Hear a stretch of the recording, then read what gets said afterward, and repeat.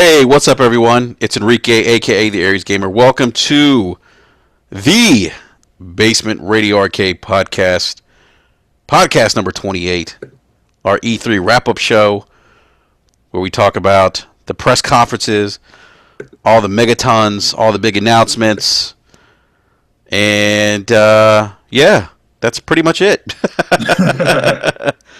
Good, you know what? It's been a great couple days, last couple days to be a gamer. Really, I think for me, Eric, this E3 has probably been one of the best E3s in recent memory. Yeah, definitely. Yeah, man. I mean, I definitely really enjoyed the show, the press conferences, the game announcements, despite kind of knowing certain things that were going to happen.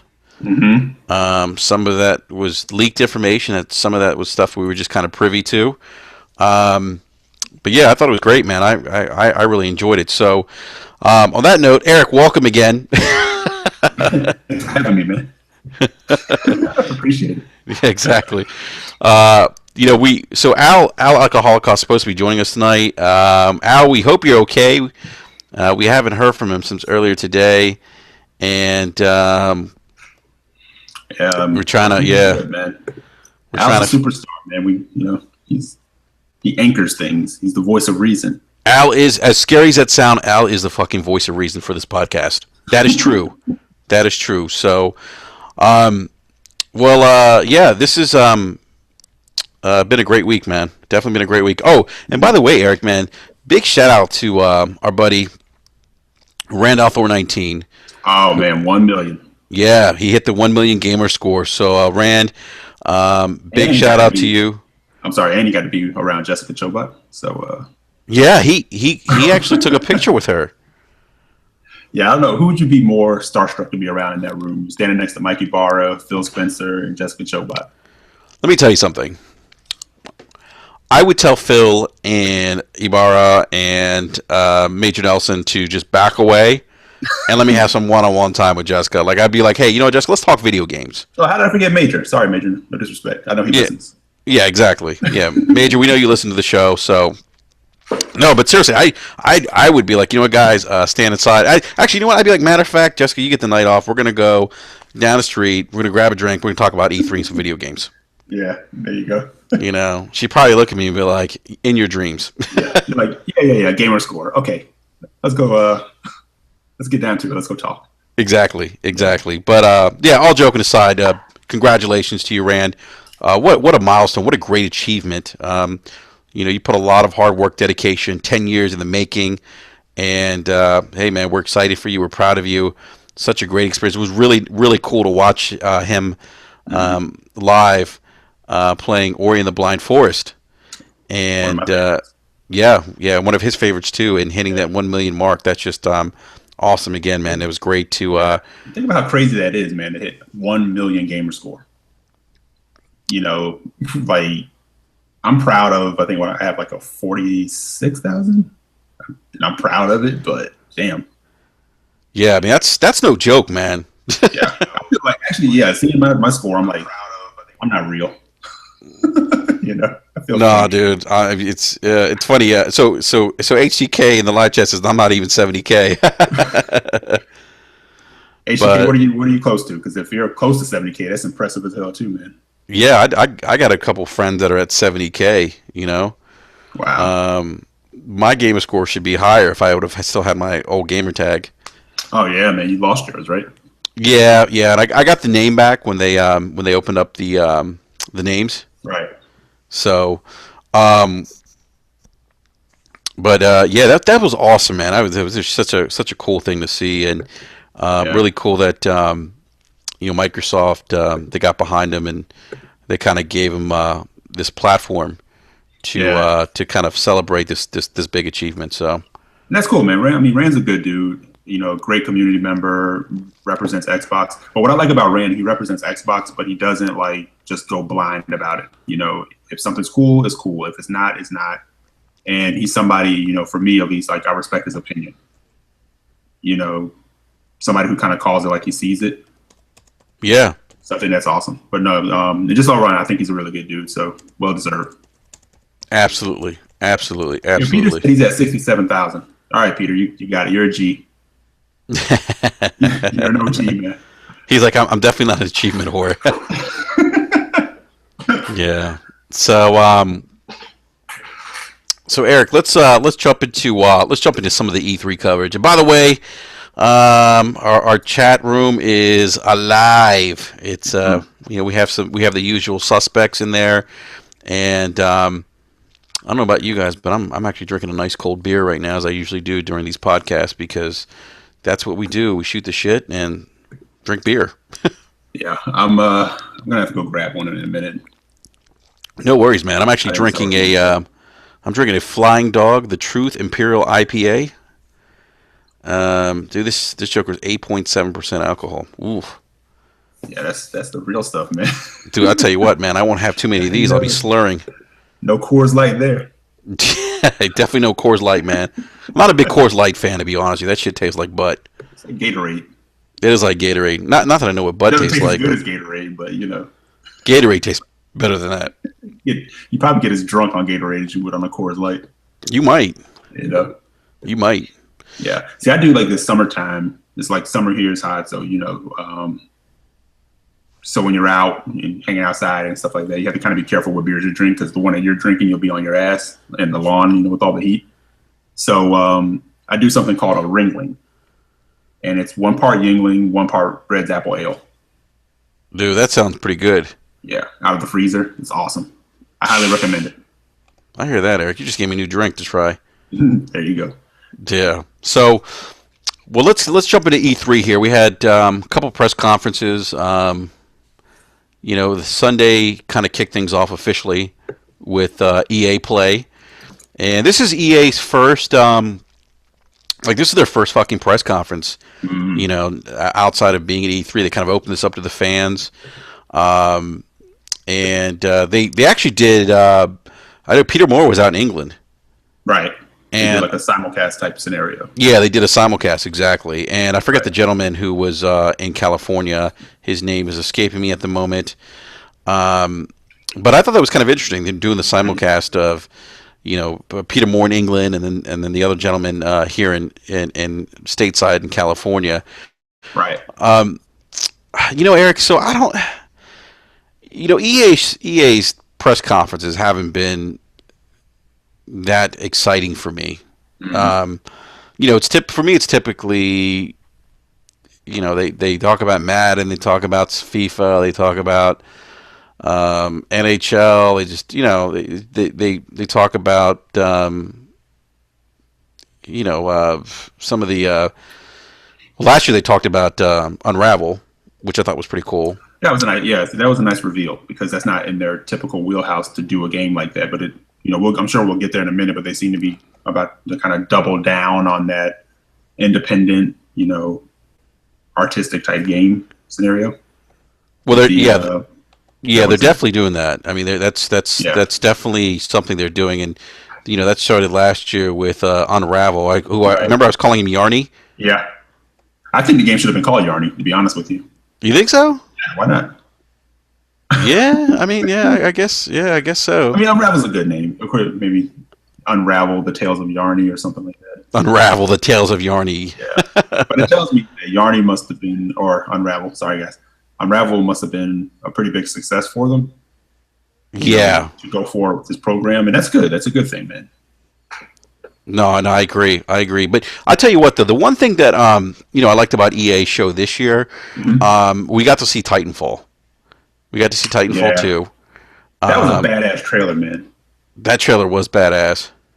And I'm excited for the single player campaign. I know most people are going to be there for the multiplayer, but I'm a single player dude first. So yeah, I might be there day one on Titanfall 2.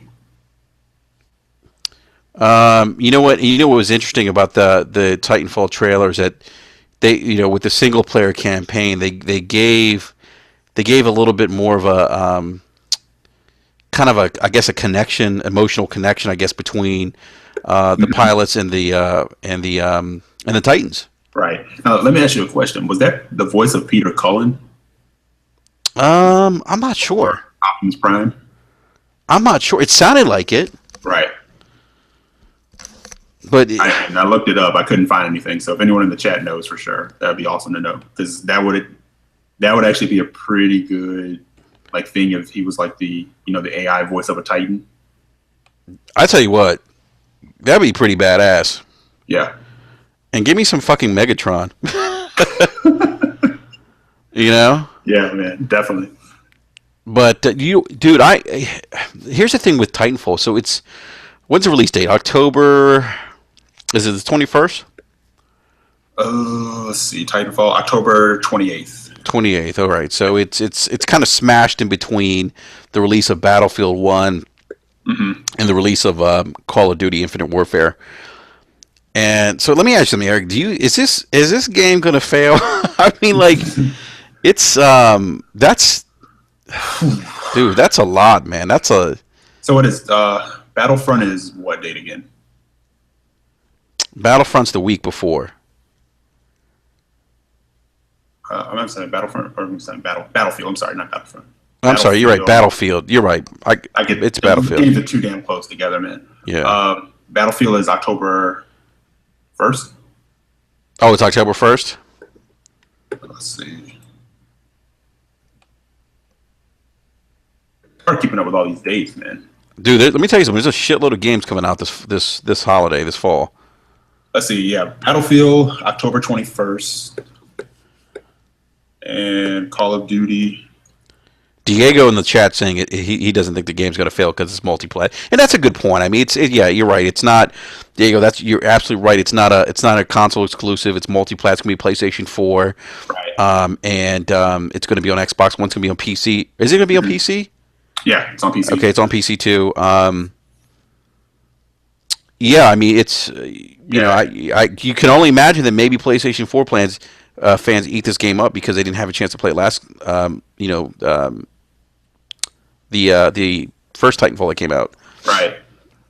Yeah. Actually, I have to agree. I don't think it's going to fail. It's going to be crowded for sure. So, I mean, you got Call of Duty on November 4th, but we'll get there too. But in that window, you also have Gears of War 4. So, is there enough pie to go around, or You know what, Eric? There's definitely a lot of pie going around if you're into shooters.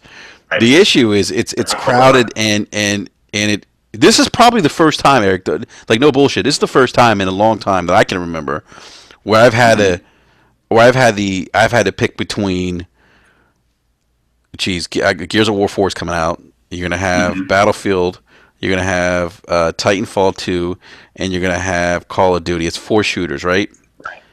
And I got to be honest with you, man. I can't, and we'll talk about Call of Duty in a little bit. I wasn't really excited about Call of Duty Infinite Warfare until I saw what Activision showed on Sony stage. Mm-hmm. But dude, this is like the first time in a long time where I have 4 shooters I could pick from, and I don't know what to do, man. Like for shooters, I love playing online, competitive online. Mm-hmm. And when you do that, you almost have to dedicate your time to one. It's hard to do 2. Right. And De Niro says, and he brings up a good point. He says, do you think in terms of sales, will COD come in third against Battlefield and Titanfall? I will say this. I don't know if it'll come in third, but it definitely has more competition than it usually has, because all 3 of those look solid. And like you said, now with Titanfall going to PS4 for the first time, that alone could move the needle. If I have to give an order, I would probably think the 2 top to duke it out would be Battlefield and COD, and Titanfall could come in the 3rd place, but you just never know. Now on the Xbox side of it, since Gears is an exclusive, I don't know. Maybe people, split the difference. They pick up Gears since it is a different type of shooter, and then maybe go with one of the others. Mm-hmm. But either way, I'm hoping Gears 4 does well. I think it will, because Gears traditionally does well. But I think Gears is. Honestly, man, I think Gears is going to be Microsoft's biggest exclusive title this year. Yeah, especially hands down. That Horde Mode 3 is in there. Oh hell yeah, and co-op, crossplay co-op too. Oh yeah. We'll talk about that later on, though. Okay. Yeah, yeah. We'll get there. We'll get there, Yeah, guys. we'll get there. Yeah. Yeah, but that's a crowded stretch of window, man. It's like conceivably nonstop, week to week, big multi-plat shooters. Yeah, it is, man. It really is. Mm-hmm. And look, man, and not they're just not any shooters, man. I mean, this is look Titanfall when it came out established itself as to me in my mind, in my opinion, Mm-hmm. it established itself as one of the top tier shooters. Right. I got there late because, like I said, I was holding out. Took everything in me to do so, but I held out for the 1 terabyte Xbox One, which was not easy to do because everybody was like, it's like everybody was at the kegger, and I was just trying to like get directions to get there. So, so I got to Titanfall late, but from what I played of it, I was like, wow, this is like, you can see the pedigree Yeah. where it comes from. So, so I don't know, man. I definitely think being multiplayer is going to be interesting to watch that.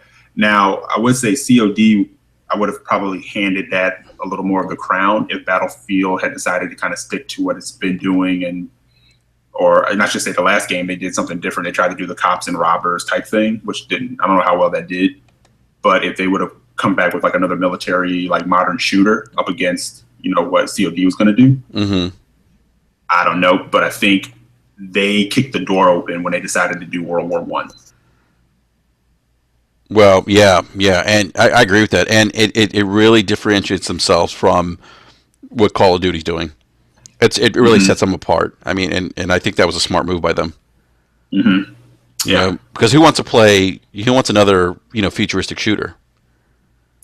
True. This is true. Especially when you have Titanfall there too. Or maybe everybody wins. Maybe everybody just runs out and buys everything, but that's probably not going to happen. But I don't know. I think COD has its dedicated players. They're going to pick it up regardless. I think with the World War One setting, Battlefield has it dedicated, but may also pick up, some new interesting, or I should say not interesting, curious fans. So yeah, I'm not a big Battlefield person, but I'm even intrigued by that setting.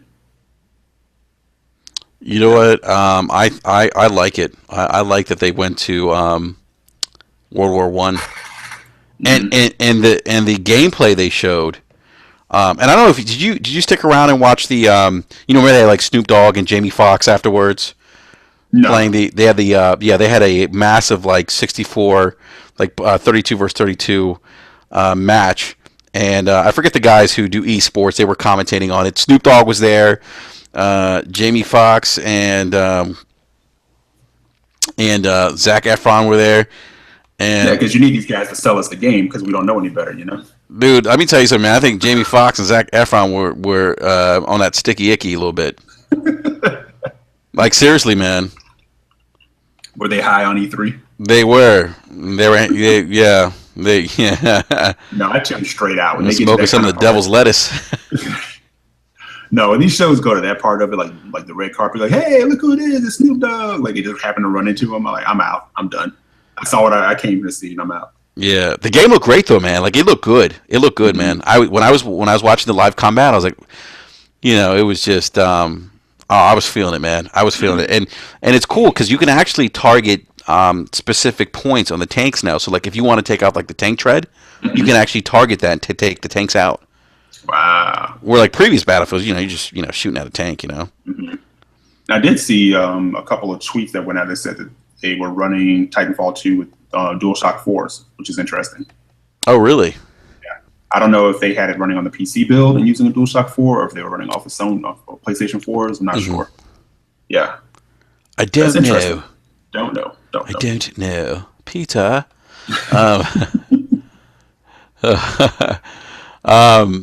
So Battlefield looked great. I'm definitely excited about that. Titanfall 2 looked great. We didn't get to see the sword. Remember the teaser trailer we saw with the sword? We haven't seen that yet.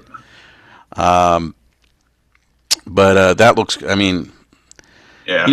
I will say this though. I visually though, I wasn't like too blown away by Titanfall 2. Really? Yeah, like it looked though. Well, you know what though? I shouldn't say that because the single player stuff they show looked actually better. Mm-hmm. but it was okay. It wasn't bad. I But thought you would I imagine it would because that can be a little tighter as far as grabs. I mean, you have to think about multiplayer being over like the servers and stuff like that. Or maybe I'm completely wrong. I don't know. yeah, I don't know, man. No, yeah, I don't know. Doing air Uh, quotes, you can't see. You're not a tech, a game designer. So I don't know how that you're works. not a software I'm a tech coder. head, but I'm not a. Yeah, I don't design games. Air Yeah. quotes. So, Well, and then some of the other games they showed, Mass Effect and I can't ever say this, by the way, Eric. Andromeda. Andromeda. Thank you. Yeah. Shout out to Jamie Moran. Poor That Jamie, guy. man. He That was guy's having a passionate, meltdown. man. He was having a meltdown, and for good reason. Like he really just felt like EA dropped the ball, and I'm sure a lot of that had to do with how they kind of handle Mass Effect Andromeda. Like I did personally, I expected to see a lot more than what they showed. Well, Eric. Here's my thing, man. So this game's supposed to come out 2000 this year, right? No, 2017. I'm sorry. You're right. March 2017, early Yeah, 2017, right? it doesn't have an official date. It's just like quarter Q1 2017. So yeah, around that point, but it doesn't have an Yeah, official nail down. I don't see that happening, man. They didn't really show any gameplay. Um, I was a little I was a little disappointed because they didn't show they showed some game footage, which looked great, by the way. Hmm. Like this, from what we saw though, I'll say this much: like this is next gen Mass Effect. Oh yeah, yeah. And I saw like a tag today on Twitter that said, in Mass Effect Andromeda, you don't start as a hero. You have to earn becoming a hero. That's Mm. I like that. It Yeah, looks like the protagonist is female now. like there's no choice. I would imagine that I they're not don't doing know. away with choice, right? Maybe not. Maybe they're doing away with choice. That would be interesting because Yeah, I know. Yeah, well, I know what you mean. The Shepard I like to call Commander Shepard the Geralt of space. yeah, yeah, You yeah, know, yeah. I'll tell I you agree what, with that. But Geralt and Fem Shep was like popular, man. Like a lot of people, utilize her as a character. well, I I wonder didn't why. only for the fact that I started Mass Effect. I just played as the Shepard that was there. Like I didn't customize the character or anything. Yeah. So that was just kind of what I did all the way through. Hmm. But I would probably play as a Fem Shep if I went back through and play again. Yeah. Yeah, I would. Yeah. Yeah. Maybe I would if I went back and played it. You Fem know. Shep. Yeah. Um. So I thought, from what we saw, it looked good, but I wasn't too excited. I wanted more, man. Selfishly, I wanted to see the game, more of the actual game itself, instead of getting kind of. I felt like I got teased, you know. Yeah. So Um, is that appropriate for where it stands right now, since it's not really supposed to come out until like next year sometime, or you think at this point we should have been able to see a little bit more? um, you know what, Eric? If it's not slated to come out till Q1 2017, and that's not even a official. They don't even have an official date. They're just saying Q1. Then probably what they showed is appropriate. Then, given Mm-hmm. where they probably are in development. Mm. Yeah. So, That's one of the games I'm like looking forward to the most. I love Mass Effect. I was about to ask you. Yeah. Me too. Great. It's a great franchise, man. Hmm. If you haven't played Mass Effect, fuck you. I'm just joking. No, stick to it. Fuck off. Yeah, I got to be careful. I've been told that I can offend people when I drop the F bomb a lot on the podcast. But you know what? Fuck you too. So, oh god, I just lost my train of thought. Al's not here. He's my voice of reason. Right. He's the anchor, the balance. Oh my god, Al, where are you? Seriously, man, I no bullshit though. I'm a little concerned. I hope he's Yeah, okay. that's not like Al at all. No, it's not like him at all. So I And hope he's all right. yeah, no, me too. And actually, Mr. Negative John from Super Deformed Gamescast actually tried reaching out to him. I Okay. think on phone. So I don't know. Yeah, I don't know what's going on, man. So Al, if you're out there, buddy, we hope you're safe. I mean, seriously. I mean, we're not even to everyone listening. We're not even bullshitting. We just we haven't heard from him. What was I saying? Oh, Star Wars, man. So we heard about Star Wars. And I'm excited, dude. Let me tell you something. Eric. You like me. I mean, we're Star Wars fans, Mhm. and I'm excited. Dude. I was surprised that Respawn's working on something. Yeah. First start. Yeah, yeah. They announced that like a few months ago, actually. Yeah, I I don't know, know, but a I'm month saying like ago. I'm That's surprised. Like that's just. It's almost like yeah. EA's like throwing. EA's kind of they're really putting a lot behind the franchise.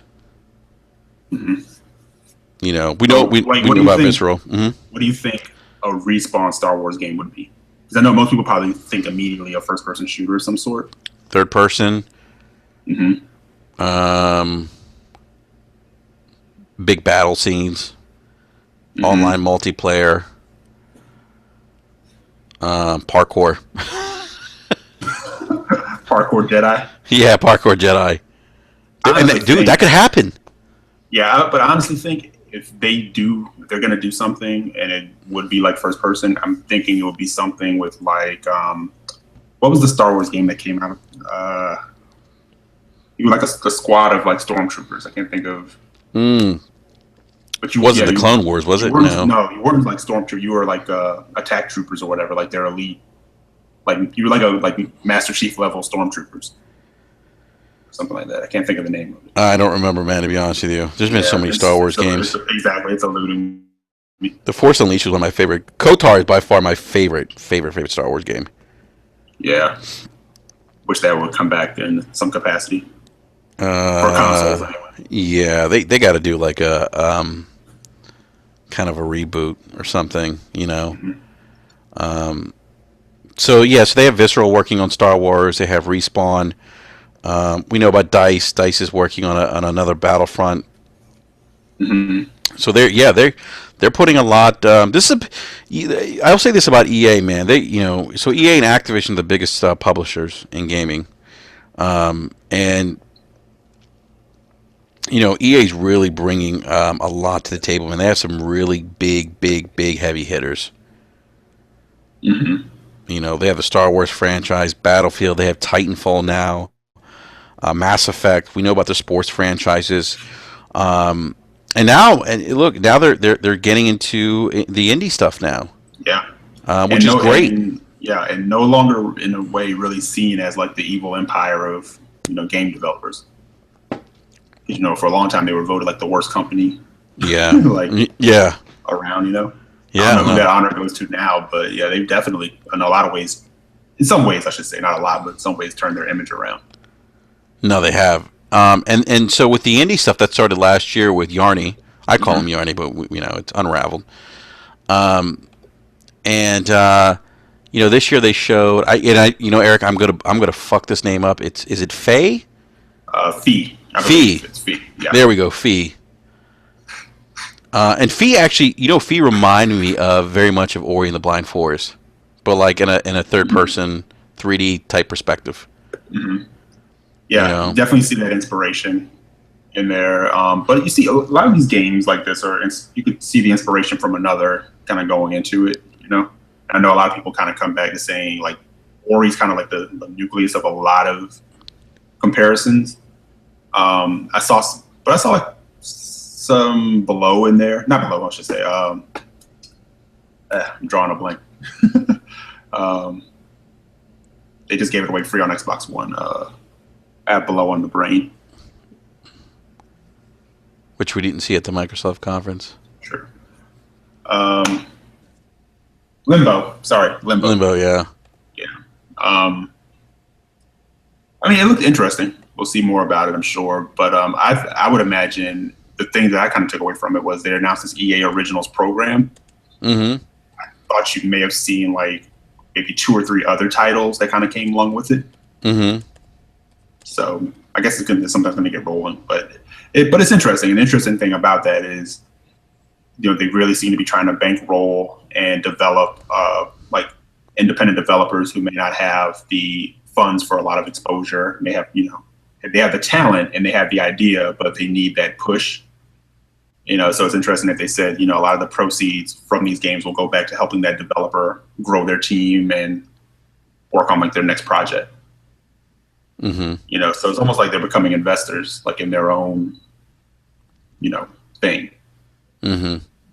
And Yeah. that's yeah, and I think that for EA doing this is great because it diversifies their. I can't even talk tonight, man. It diversifies their portfolio of offerings to gamers, and they can definitely, touch a wide range of gamers, and that's great. Mm-hmm. You know, I'm all for options and a variety of games, and see that's the thing of like with me, like I'm not like one of those gamers that like is like I only like one experience. You know what I mean? Right. Right. Same here. There's you know, and nothing wrong with anybody who, you know, they have a certain genre that they like. That's what they stick to, you know. But no, I like to branch out. I like, you know, and I like to be surprised. I like something that kind of came out of nowhere, and I was like, oh, I didn't expect that game to be bad. Yeah, I tell you You what know, though, man, I'm not like that with porn because there's too much wild, freaky shit out there. you open too many doors in that, man, and you're Yeah, you into might some be. weird, There's some weird shit. some weird area. Yeah. Yeah. Do you want to talk about Madden? Oh yeah, let's go, man. We can spend about, you know, an hour and a half on Madden. But Yeah. you know what I'll say? What I want to say about Madden? It's apparent and obvious that like FIFA soccer has pretty much bumped Madden off for EA. I guarantee it makes probably twice the amount of money Madden used to make. Well, I You mean, know, yeah, football, and I won't call it soccer because it's football. Football is the biggest sport in the world. mm-hmm. I mean, it Yeah, is. I yeah, mean, and it's starting to become a bigger presence in the states, which it, you know, it hadn't been, but it definitely has the following. It definitely is catching on in interest, right? Because you look at how much room they gave to FIFA. That used to be Madden's spot. yeah. They I mean, they went on for like 20 minutes or so about FIFA. Oh, yeah, and Peter Moore was hyped. And you know, actually, I'll say this: the new career mode Mm-hmm. that was kind of like a story mode. Right. That was actually kind of cool. Yeah, and they all kind of do that now. I mean, 2K16, Mm-hmm. 2K basketball, you know, they Mm-hmm. do it. Um, I don't mind it being there. I just don't want to be forced to do it. Mm-hmm. You know, like me, I'm old school, man. I just want to get in, start a franchise, and keep it moving. And Mm-hmm. then you can still do that, but I think, you know, like, you know, when I've played like 2K basketball, you know, they're very suggestive. Like they kind of make you create that player at the beginning for your profile, and then they really kind of try to push you into the career mode because they put a lot of resources into it, so they don't want you to just kind of like bypass it. Mm-hmm. Yeah. So I mean, that's interesting that they want to put that in there. You know, they're all about realism, so you know, Yeah. have at it. Yeah. Are there Yeah. any FIFA fans in the chat? I don't know. Any FIFA fans in the chat? I'm yelling at the chat. Answer us, goddammit. Actually, Blue Nation Productions says that what we need is an open world survival crafting game for consoles. We don't have any. Um, I don't know. We do. I think of like you might need to get more specific. Wouldn't The Witcher 3 be something like that? Because you do craft shit there. Or is he thinking something like a DayZ? Well, he's saying like survival, so I think he's talking about like a yeah, Like a DayZ then? yeah, Yeah, because DayZ is insane. You can like craft anything. right. And that's actually Interesting. going to make its way to consoles finally. Oh, really? Yeah, that's coming. Yeah, and that's kind of been in the works for a while. I know geez, I want to say this is probably a year and a half ago. I know the creator of DayZ, I forget his name, actually did visit Microsoft. But anyhow, Yeah, you know the other thing too, like with the sports games, like I used to be a lot bigger into them, yeah, me you too. know, but as you know, as time has gone on, you know, wife, kid, all that stuff, you know, when I go to game now, they're not usually my go-tos. Mm-mm. Not that I don't enjoy them, but they also became too complicated, like in the control schemes and things like that, you know. And maybe it's just me, but you know, if I have to spend like 3 days in the lab trying to figure out how to do the moves to play the game effectively, then I'm kind of out, you know. Yeah, And these games have a lot of things you can do, you know. And I know you can kind of like pare it down and kind of just do certain things, but then to me that becomes cookie cutter. You're not really playing the game that's meant to be played. And that's kind of like if I can segue into like or kind of cut away to Forza for a minute. I'm not the biggest like Forza player. I like Horizon because it's more of like an arcade feel. I'm not a big sim racing guy, and and I have a friend of mine who was always like, well, you can make it more arcadey, and I'm like, well, that's not the way it's meant to be played. They put that in there, but that's not the intent of the game. So I feel like I'm kind of circumventing a lot of the hard work that went into it. Mm-hmm. Yeah. So thank God for Horizon. But anyway, back to sports. so no, I don't personally really care about Madden. I think they gave it the appropriate amount of time. I wish they would have given more of FIFA's time back to Mass Effect, but maybe again they didn't have much of it at the show. Mm-hmm. So yeah, but I guess up next they had Star Wars.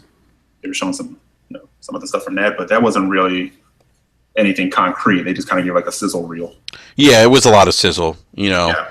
They showed Amy Hennig on there, Right. And she's writing a new Star Wars story, Mm-hmm. or game in the Star Wars universe. At the Respawn's working at we just talked about Respawn, but I think they're focused on creating a Star Wars game at a different point in the Star Wars universe. Mm-hmm. Yeah, man, I'm actually looking forward to what Visceral's going to show, man. That's what I'm looking forward to. Yeah, same here. Yeah. So Eric, let's because I don't want to spend too much time on the developer conferences.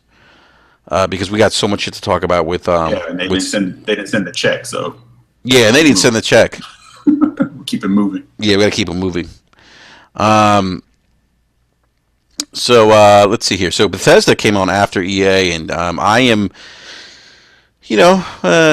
little Bethesda biased because they literally sit in my backyard. They're probably 10, 15 minutes from my house. But look, they had a big E3 last year. I mean, this is their second E3 conference. Last year they came in, they kicked the door open, they said we're fucking here, Mm-hmm. and they dropped the Fallout 4 news, and they said it was going to be released a couple months, from E3, and it did release, and they've had a pretty big year. I mean, Fallout 4 was very well received. Yeah, indeed. The way they handle that in general, just from hey, it's Fallout 4 is coming, and you're gonna have it in a few months. Yeah, and then they dropped Doom, last year, and Mm-hmm. Doom was well received. Right. So Bethesda is yeah. I mean, to see them come from, the days of the Elder Scrolls, 14, 15 years ago, to where they're at now. I mean, they're just they're getting big, man. Mm-hmm. They're getting big, and I don't think I think a lot of us talked about Quake being there. And a lot of us got excited when we were kind of hearing rumblings that Quake was going to be there, and then when they kicked off, I know I did. We're insiders. Yeah, we're totally insiders. We knew Quake was going to be there. We knew Quake was going to be there, but not what it ended up being. Yeah, which kind of for me was a kick in the nuts. So what were your thoughts? Why do you feel like it was a kick in the nuts? Because I'm not a PC gamer, and I'm not going to build a rig, and I wanted to play Quake. Yeah, and see, that was the thing that kind of like, I was kind of like, whoa, wait a minute, this is PC only, and focus on high end PCs. Like they're focused on like arena battle or competitive play. Let me ask you something though: is this something that could run on Scorpio? That would be interesting. I mean, I don't know. I mean, I don't know. Considering some of the comments and things that have been going back and forth today, I have no idea what some of those flops are going to be allocated toward, possibly. Yeah. But they're talking about this thing running at 128 frames per second. Which I don't know if that's going to be console performance. They'd have to, yeah. And if it can't hit the frames per second and do 4K, they probably sacrifice resolution to get they'll have to make some kind of sacrifice to hit that frame rate. Hmm. Yeah, But exactly. it does make sense, Eric, because Quake's always been like one of those like Twitch based like fast paced Hmm. shooters. Hmm. Which would benefit from that extra power. So I'm not pissed off. I'm just a little like, oh, okay, a little deflated because you automatically assume that it's going to be available for console. Mm-hmm. But hey, you know, if this is more about competition and that's what they're going after, then hey, they kudos to them in a way. But it kind of like it reminded me of a MOBA a little bit with Quake Hmm. Champions. Hmm. Some of the special powers, the heroes going head to head. At least that was my impression. Hmm. You know, What's that? um, I think HGK said Killer Instinct does 90 frames per second. maybe yeah, but that's also on a smaller, Yeah, that's not.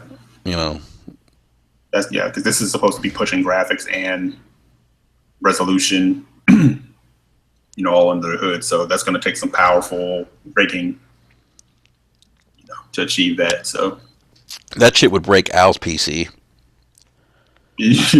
but you know what that says also is it's out there, man. Like that PC nation is definitely out there because you're not going to allocate and dedicate this kind of thing, this kind of resource to that unless your numbers are showing the rigs are out there for it to happen. Yeah, You know, QuakeCon. and they're going to build that around QuakeCon. It's going to be a big deal. Yeah, A I've lot always of wanted to money. go to QuakeCon. Yeah, that's a doable one, also, man. Yeah, E3 is a little tougher. We have kids and stuff. but we could do like You QuakeCon. know? I get down with that, man. Yeah, still want to do PAX. I think Mike is right. We should do PAX East. Yeah, Right? Mike's right. We should definitely do PAX without a Yeah. doubt. Now, do you Uh, think a console version of Quake comes? Because that's money on the table. um,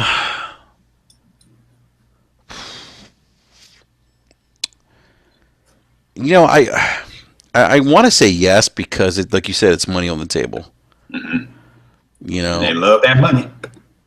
I don't see it going on or being on the regular Xbox One or PlayStation 4. Yeah. I could see that being one of those games that goes to Neo and Scorpio. Hmm. I mean, I could totally No, be wrong. I could totally. You know what? I could totally see that. I You could know? totally see that because by the time like this hits, which is like next year, right, Hmm. would be right in line with whatever those plans are. And conceivably, okay, so let's say if it can't even if it doesn't if it's not able to hit 120 frames per second on a console, whether it be Neo or Scorpio, if it can do 90, if it can do in the in those higher frames, 60 to 90, it could still Hmm. be good for console. Yeah, it could. I mean, yeah, Mhm. yeah, definitely. It's definitely got to be that 60 frames a second. It's got to have that Quake feel, that Right. fast pace. Yeah. Um,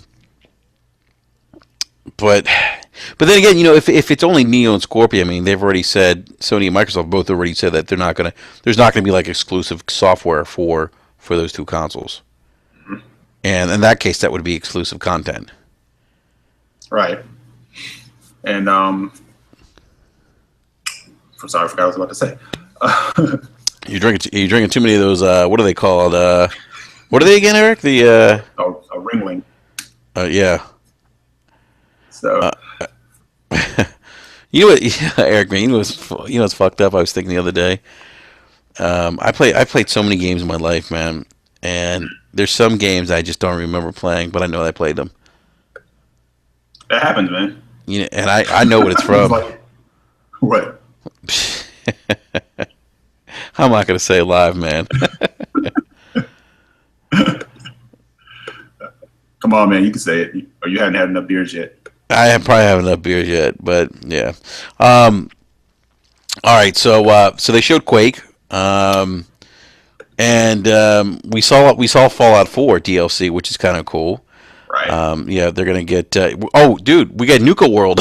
I thought that was, Yeah. yeah, so that's the Nuka World's coming out in August, Hmm. and in June there's gonna be the Vault Tech Workshop. Or no, that's not June. That's July actually. which I did. That was kind of so the Contraptions Workshop that comes out in June. That was kind of weird looking. Mm-hmm.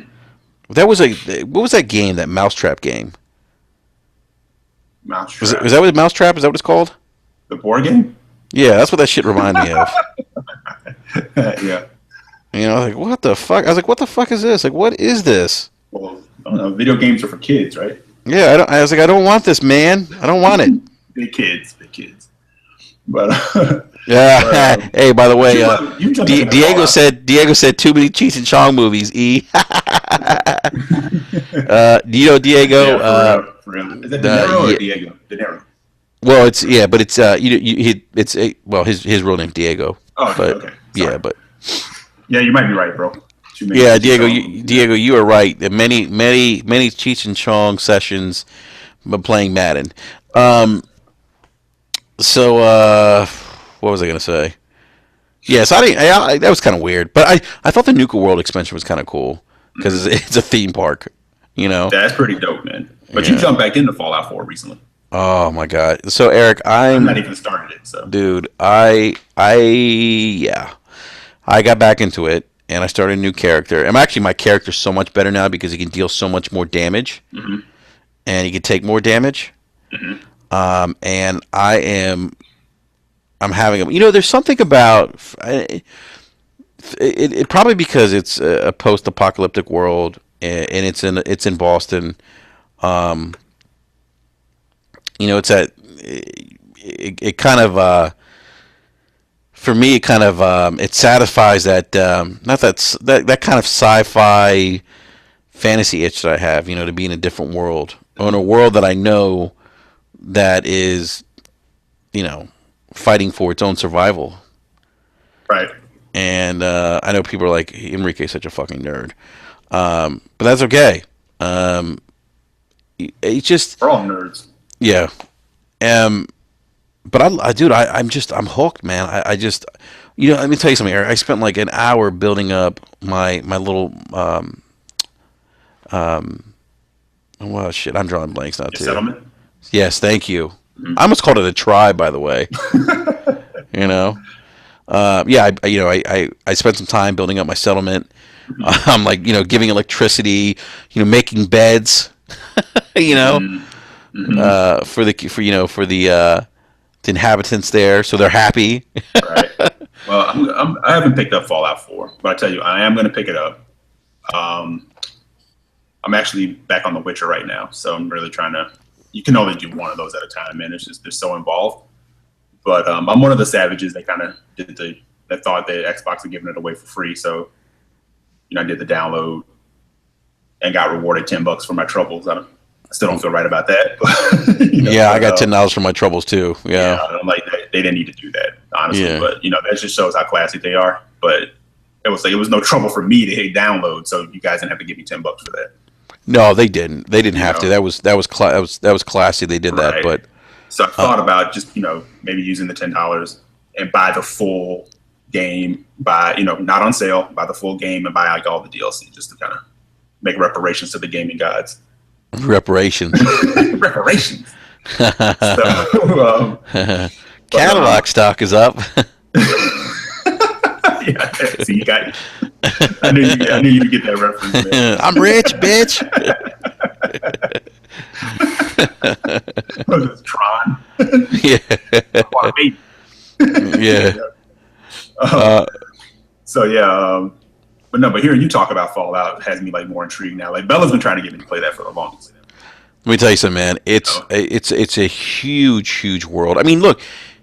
Now, some of the player textures aren't great, and, but that's the trade-off for this big open world that just it's so alive, and there's so much to do. There's so much exploration and stuff to do.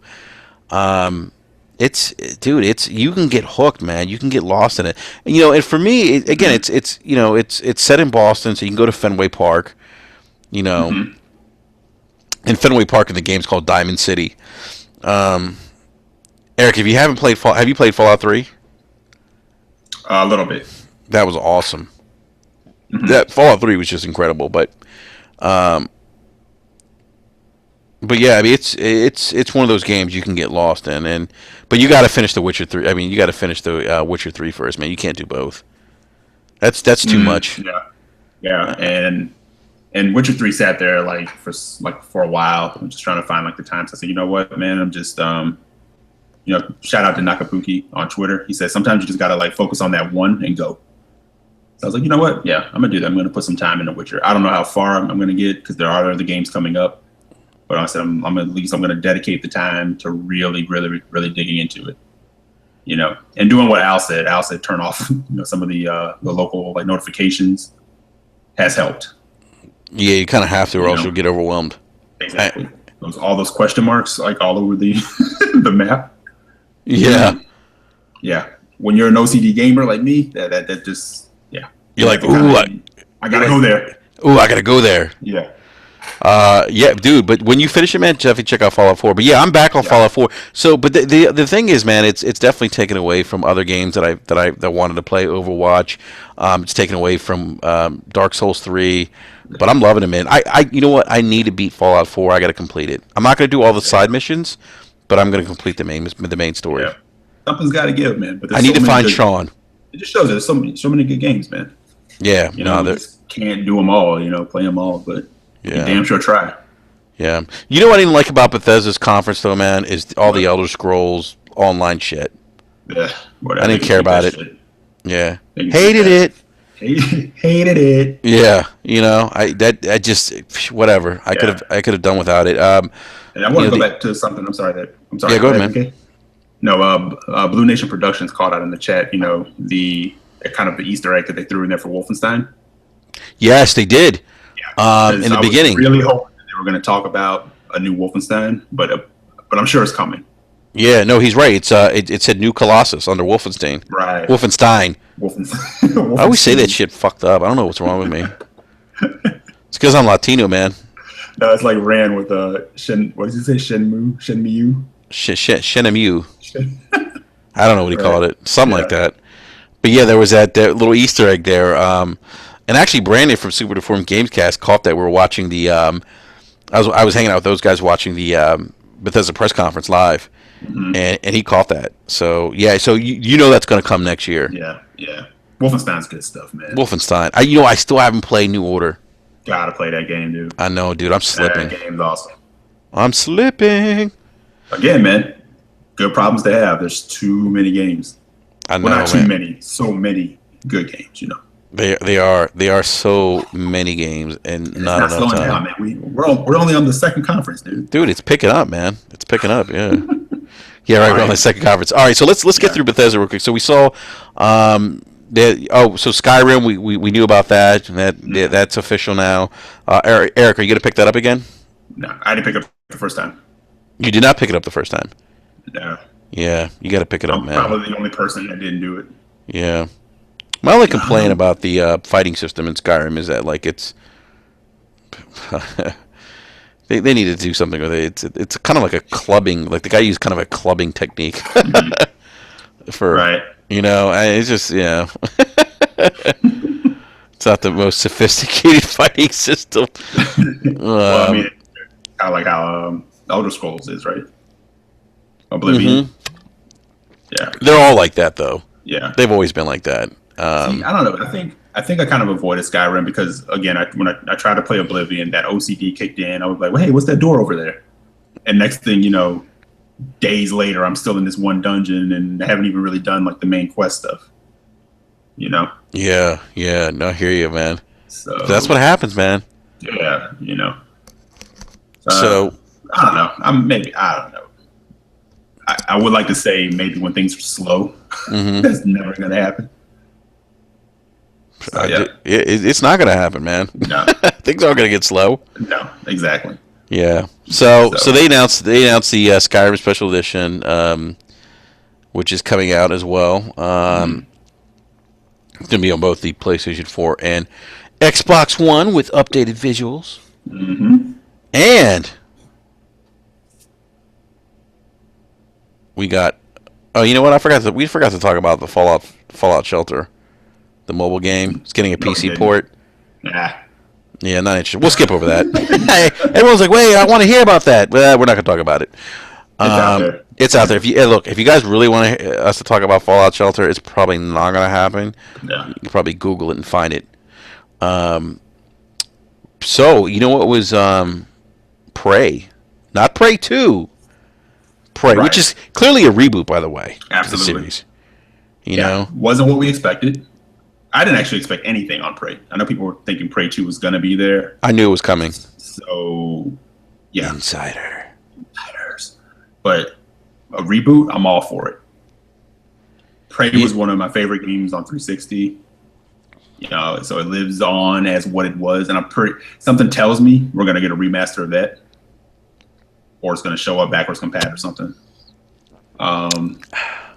Or can it? I don't know if it can. Who developed that?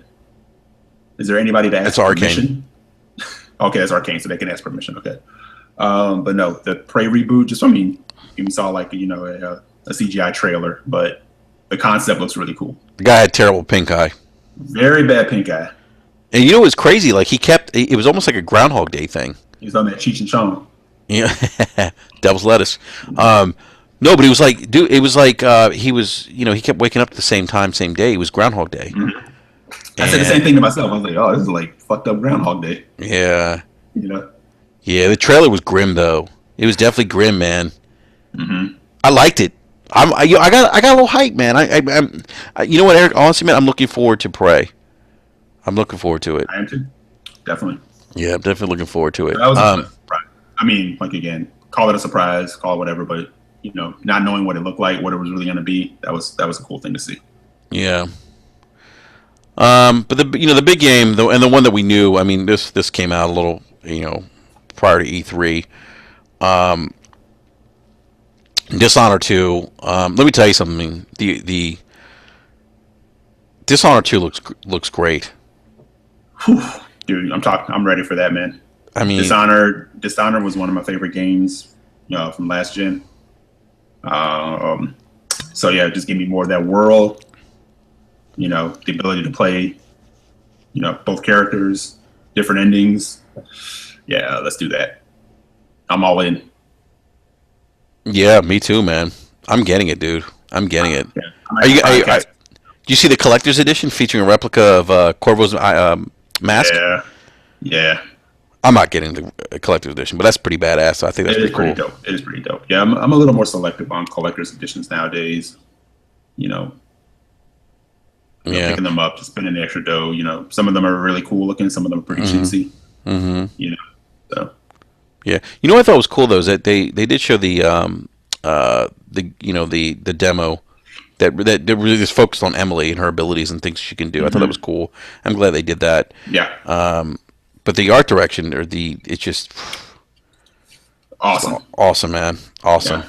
Emily looks like a badass, man. Corvo was a badass, so Corvo was a badass, but she's gonna be a badass. Yeah. That's 2 times the badass. Yeah. So she was like, how old? She was like 12, I think, in the first one, right?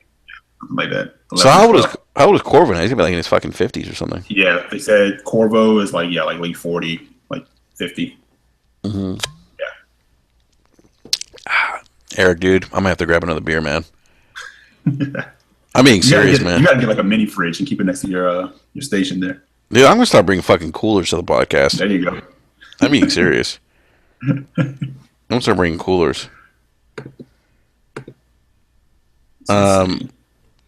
Hey, you know what? Hey, Eric, you know what? Can you hold it down for a sec? I'll try my best. All right, so okay. So here's what's gonna happen, guys, because we're down a man tonight. I'm gonna go grab a beer, and Eric, feel free to talk about whatever you want to talk about. Mm-hmm. So long as it doesn't involve any kind of legal activity. Huh? Thong. Do you say thongs? Well, I do live in Miami, so yeah. I was gonna say, are you talking about thongs? I'm like, well, kind of makes sense. You're in Southern Florida, man. And it's summer. Let me tell you something, man. I'll never forget. First time I was in South Beach, man. I'm at the beach, catching sun. laying down. I look up, topless chick walks past me. I'm like, whoa, what is going on here? Mm-hmm.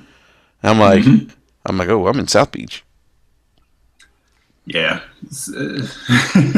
I know like the videos have a lot of people thinking that that's how we all roll. Like, Nah, like you it's not said, like that, man. going to the grocery store, there's just like model chicks dancing on top of Bentleys and Ferraris and stuff. No, it's not like that. No, it's not like that at No, it's all. not. It's not like that at all. Yeah. Let me tell you something. I spent many nights, man, well, actually many days too, at Nikki Beach. Mm. And shit, man, I was at Space one time till like 6 in the morning Mm. on the rooftop, the little terrace. Have you been to Space? Dude, yeah. Well, no, I know. Actually, no, I have not been to space, but I've spent many a night where the sun like came up, and that's it's not a good night unless the sun came up. Nelson Coney said, "Watch out for gators, dude. It's too No, early for that, man." well, that's just that's a that attack today is definitely it's unfortunate as hell, but it happens actually more than people think about. Well, I remember People know. you were talking about that. You said that actually happens like by the canals and stuff. Yeah. There's like there'll be white warnings and stuff like that, Yeah, but yeah. you know, So yeah, dude, and I walked. I remember I went to Mansion one time. I've Oh, been dude, to Mansion. I left there hammered. See how you have to do it, man. You start your night around 11 o'clock. You know, you hit the strip of clubs. You do that, the strip of clubs, and then you make your way down to the stripper clubs. Let me tell you something, Eric. I'll say this, dude. South Beach has been good to me, man. Mm-hmm. I went to Winter Music Conference one year, Mm-hmm. Ultra Festival.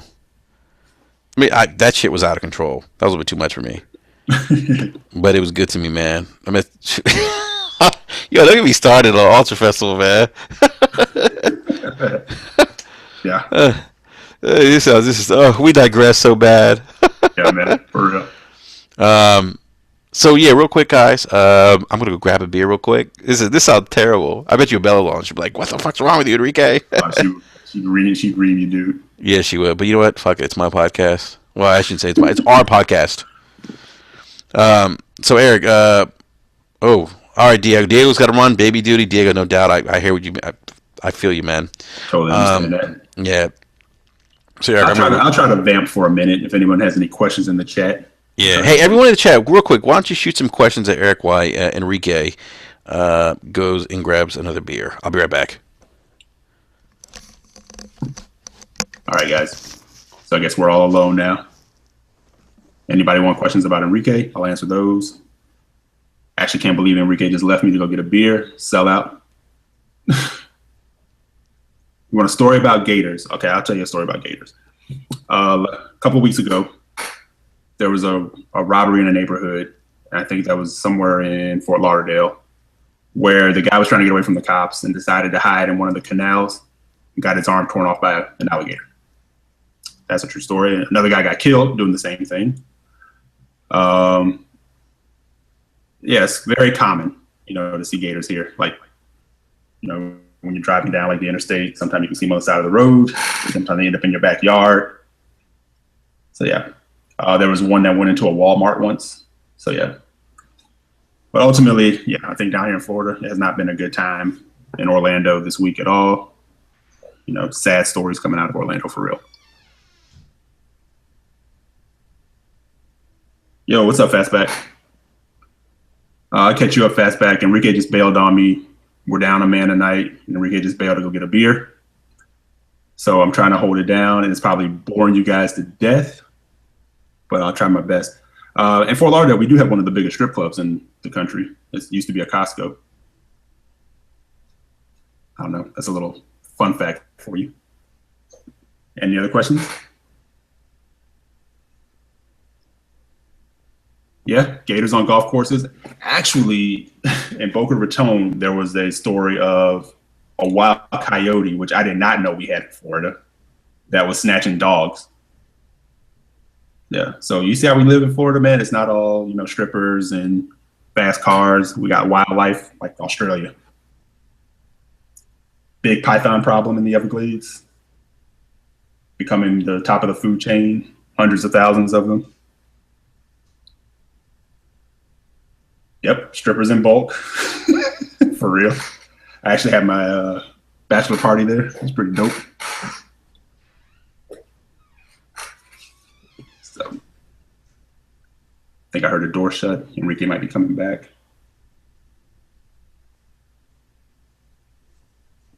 Enrique, are you there? I hear footsteps. Enrique?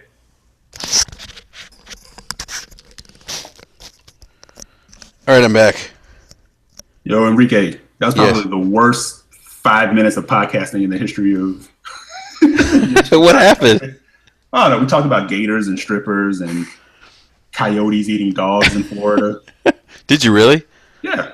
Oh my God. We actually stepped away from games for a little bit. Yeah, actually, Nels Cody said, tell a story about gators. Gators on golf courses. Strippers in bulk. What? Yeah. I was saying we have one of the biggest strip clubs in the country here. It used to be a Costco. Shut up. Yeah. A Costco's a strip club now? Yeah. You know what, dude? I gotta go check this place out. Just Two for the stories of booty and breasts. booty and breasts. I was telling the guys I had my bachelor party there. It was pretty dope. Did you really? Yeah. So wait, Eric, were you really? Because when I got put the headset back on, I didn't hear any talking. Mm-hmm. So you guys were talking about strip clubs and gators? Yeah.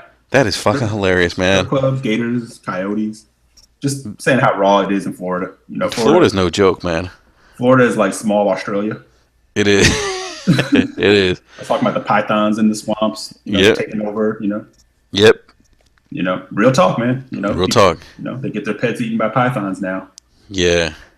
So, All right, so let's wrap up Bethesda, man, because we let's go. yeah, because I really want to jump into the big Microsoft and Sony conferences. So we just on to we're all hyped about that. Yay, I'm gonna get that. Eric, it sounds like you're gonna get it. You know what's really fucking cool? Is that no shocker, by the way, no surprise that Bethesda announces Doom with VR support, and Fallout 4 will be getting VR support. But you notice, obviously, they didn't mention Oculus Sure. because John Carmack's there. I remember the whole lawsuit about that. Mm-hmm. And so HTC Vive is going to be getting the VR support, or is going to be providing VR for Fallout 4 and Doom. So that's kind of cool, man. You know what, man? I would love to play Fallout 4 in VR. Mm-hmm. Me too. I haven't played Doom yet. That might be fucking cool to play. It probably would, actually.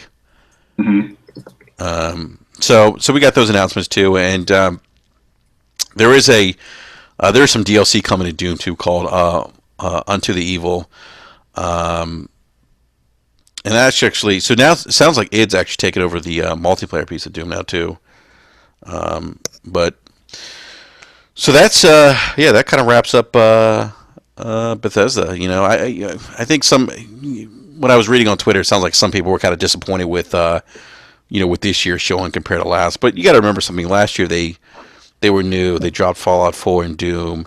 Yeah. And that's kind of hard to top, man. I mean, and I think really probably is, man. I think they the bar was set high because of the announcements last year. Mm-hmm. Yeah, definitely, man. I mean, and you already kind of knew, like, if they had the ability to kind of keep Dishonored 2 under wraps, that could have been a big deal. Mm-hmm. But yeah, what are you gonna do, man?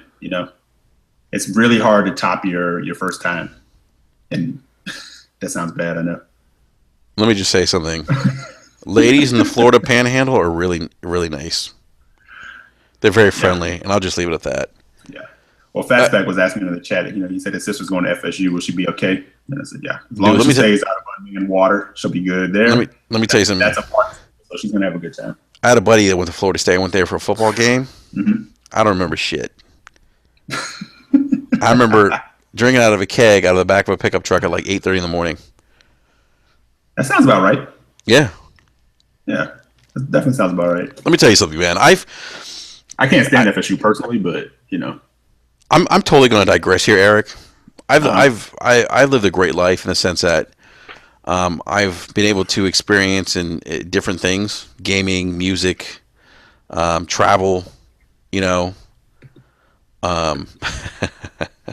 I almost said women. That would sound terrible. They're women. But yes, women too.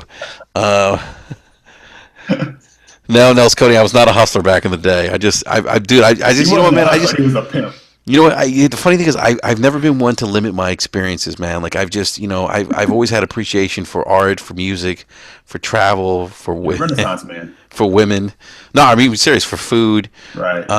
Just seeing new places, man. And I'm telling you, when my friends went away to college, man, I'd go visit them. Hmm. Because I wanted to see like what else was out there. That's what you do, man. That's how it's done. Good Yeah. for you, man. Nah. And that's why you don't limit yourself on console. You play whatever the fuck you want. Exactly. You Exactly. indulge. Dude, let me tell you something, man. And It's funny, you man. live vicariously through Geralt, or whatever. Girl, yeah, I do. Geralt. Yeah. But you know what's funny, man? Like even music, man. Like music, it's funny. Like music and gaming are very they're forms of art. They really Yeah. are. Right. And there's a level of creativity there in both music, movies, and games. And I've always gravitated towards art. I'm not an artist by any stretch of the imagination. I don't draw. I don't fucking paint. Mhm.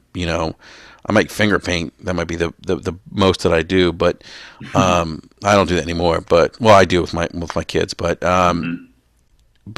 Yeah, I mean, I even with gaming, man, I love gaming. I love trying different games. I love games that have a deep narrative to them. I love games that are multiplayer. I love indie. Well, I'm not a.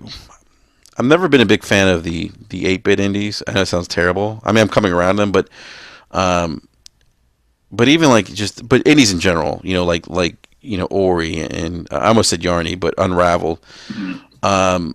Like some of the games that we saw this E3, some of the indie games, man, they're really pushing that creative envelope, man. It's something that's really needed in gaming. They kind of fill that Yeah. vacuum of some of the AA games that we used to get back in the days. Um, but yeah, I Indeed, mean, man. like music, Eric, man. Like I love all kinds of music, man. I mean, I listen to hip Same hop. here. I listen to fucking country music. I listen to hip hop. I listen to metal. I listen to everything. No, You same know, here, man. R and Same B. here. There's no I good mean, R&B anymore. You gotta listen to old school R&B. shit. R and B's dead. Yeah. But I mean, dude, I'll Earth, Wind and Fire. Anything from Earth, Wind and Fire to fucking Yeah, Metallica. man. That's how I Yeah, roll. man. It's Yeah. crazy. That's how I Same roll. here, dude. Same here. Just go through my iPod. You see, some very interesting stuff. Yeah, But I no, do it all, man. Yeah, I listen to classical. I listen to jazz. I listen to rock, metal. You know. but you know what though, Eric? It makes you It makes you more well-rounded. It Hmm. really does. I believe that. I preach that to my kids. Indeed. Indeed. You should have the same thing going on with your gaming too, man. Just, not everything's for everybody, but that's the beautiful thing about gaming. It's like art. There's something for everyone. Exactly. And what may be good to me may not be good to you, and vice versa. What I may see as art, you may see as trash, but ultimately, there's good things that we can sit around and talk about. Absolutely. That's why I like the Absolutely. chat. I like that chat, man, because they get that. Very like mixed group, eclectic group of gamers in there. Shout out to you guys. All right, so let's go over to Ubisoft. Okay, to be fair, I did not get to see uh, the Ubisoft conference. I was kind of following along on Twitter. I just didn't get a chance to watch it while it was happening or before the podcast. So, but I will say, looking at the list, the game I'm most excited about from them, South Park, The Fractured Butthole. Did you What a play great Stick play of, on words, man. Did you That's play Stick of fucking Truth? great. The Stick of Truth was good. Oh, that game was awesome, man. I love that game, dude. Yes, that shit was good. You know what, Eric? I actually didn't get a chance to watch the Ubisoft E3 conference, and I gotta be honest with you, I just wasn't interested. I Hmm. did see some of the. I tell you what game really has me excited. Two games. What's that? Okay. Um, Just Dance 2017. I'm just kidding. Uh, That's not my thing. Ghost No, it's not my thing. I Recon. mean, yeah, it's just not my thing. No, same Um, here. Ghost Recon Wildlands. I'm looking forward to that. But Okay. let me tell you something. For Honor, Oh man, For Honor. dude. Let me tell you something. That trailer. The wow. Oh man, you know what? Nasconi has a point, man. The only reason I would watch the UB, go back and watch, is because of Aisha Tyler. Yeah. Yeah, she is bacon. Oh my Aisha. gosh. All All right, right. okay, let's get back on course. Yeah, For Honor. Oh man, yeah, that looks right up my alley. Yeah, no, it looks good, man. It looks good. Yeah, It kind of reminds me of like, well, I should say Game of Thrones, but it kind of did a little bit. I guess because of the knights in and a way, stuff fighting. but with samurai. That samurai's badass with a mask. Dude, that game was it knights, samurai, and like what's the other fighting class? We need an Onimusha. Hello, Capcom. I'm They're sorry, what were you not. saying? They're not listening. I said, what are the fighting classes? You have knights, Knights, samurai, and samurais, like a Viking kind of guy, come on, barbarian. man, a mashup, dude. Mm-hmm. It's like a mashup of kick-ass awesomeness. It was a mashup. So yeah, I'm looking forward to that one. Nels Coney says that she swears too. Fucking right. She does, man. I gotta get her on a fucking podcast, You know man. what else? She's a real gamer. You know what? Because you know what? She would come on here. I'd be like, "What the fuck's up?" And she'd be like, "What the fuck's up?" She's like, "What's up, motherfucker?" Yeah. Right. So Fuck your couch. I find it. I do watch and say I find it interesting, but they, no matter what's going on with this game, they are pushing forward with it, and that's the Division. You know, Division fucking started off strong, man. But it's Yeah. it's look, it's had those. Oh man, the challenge of those games is just keeping them fresh. Mhm. And obviously there were some issues with DLC patches, stuff like that. And people weren't exactly happy with the raids.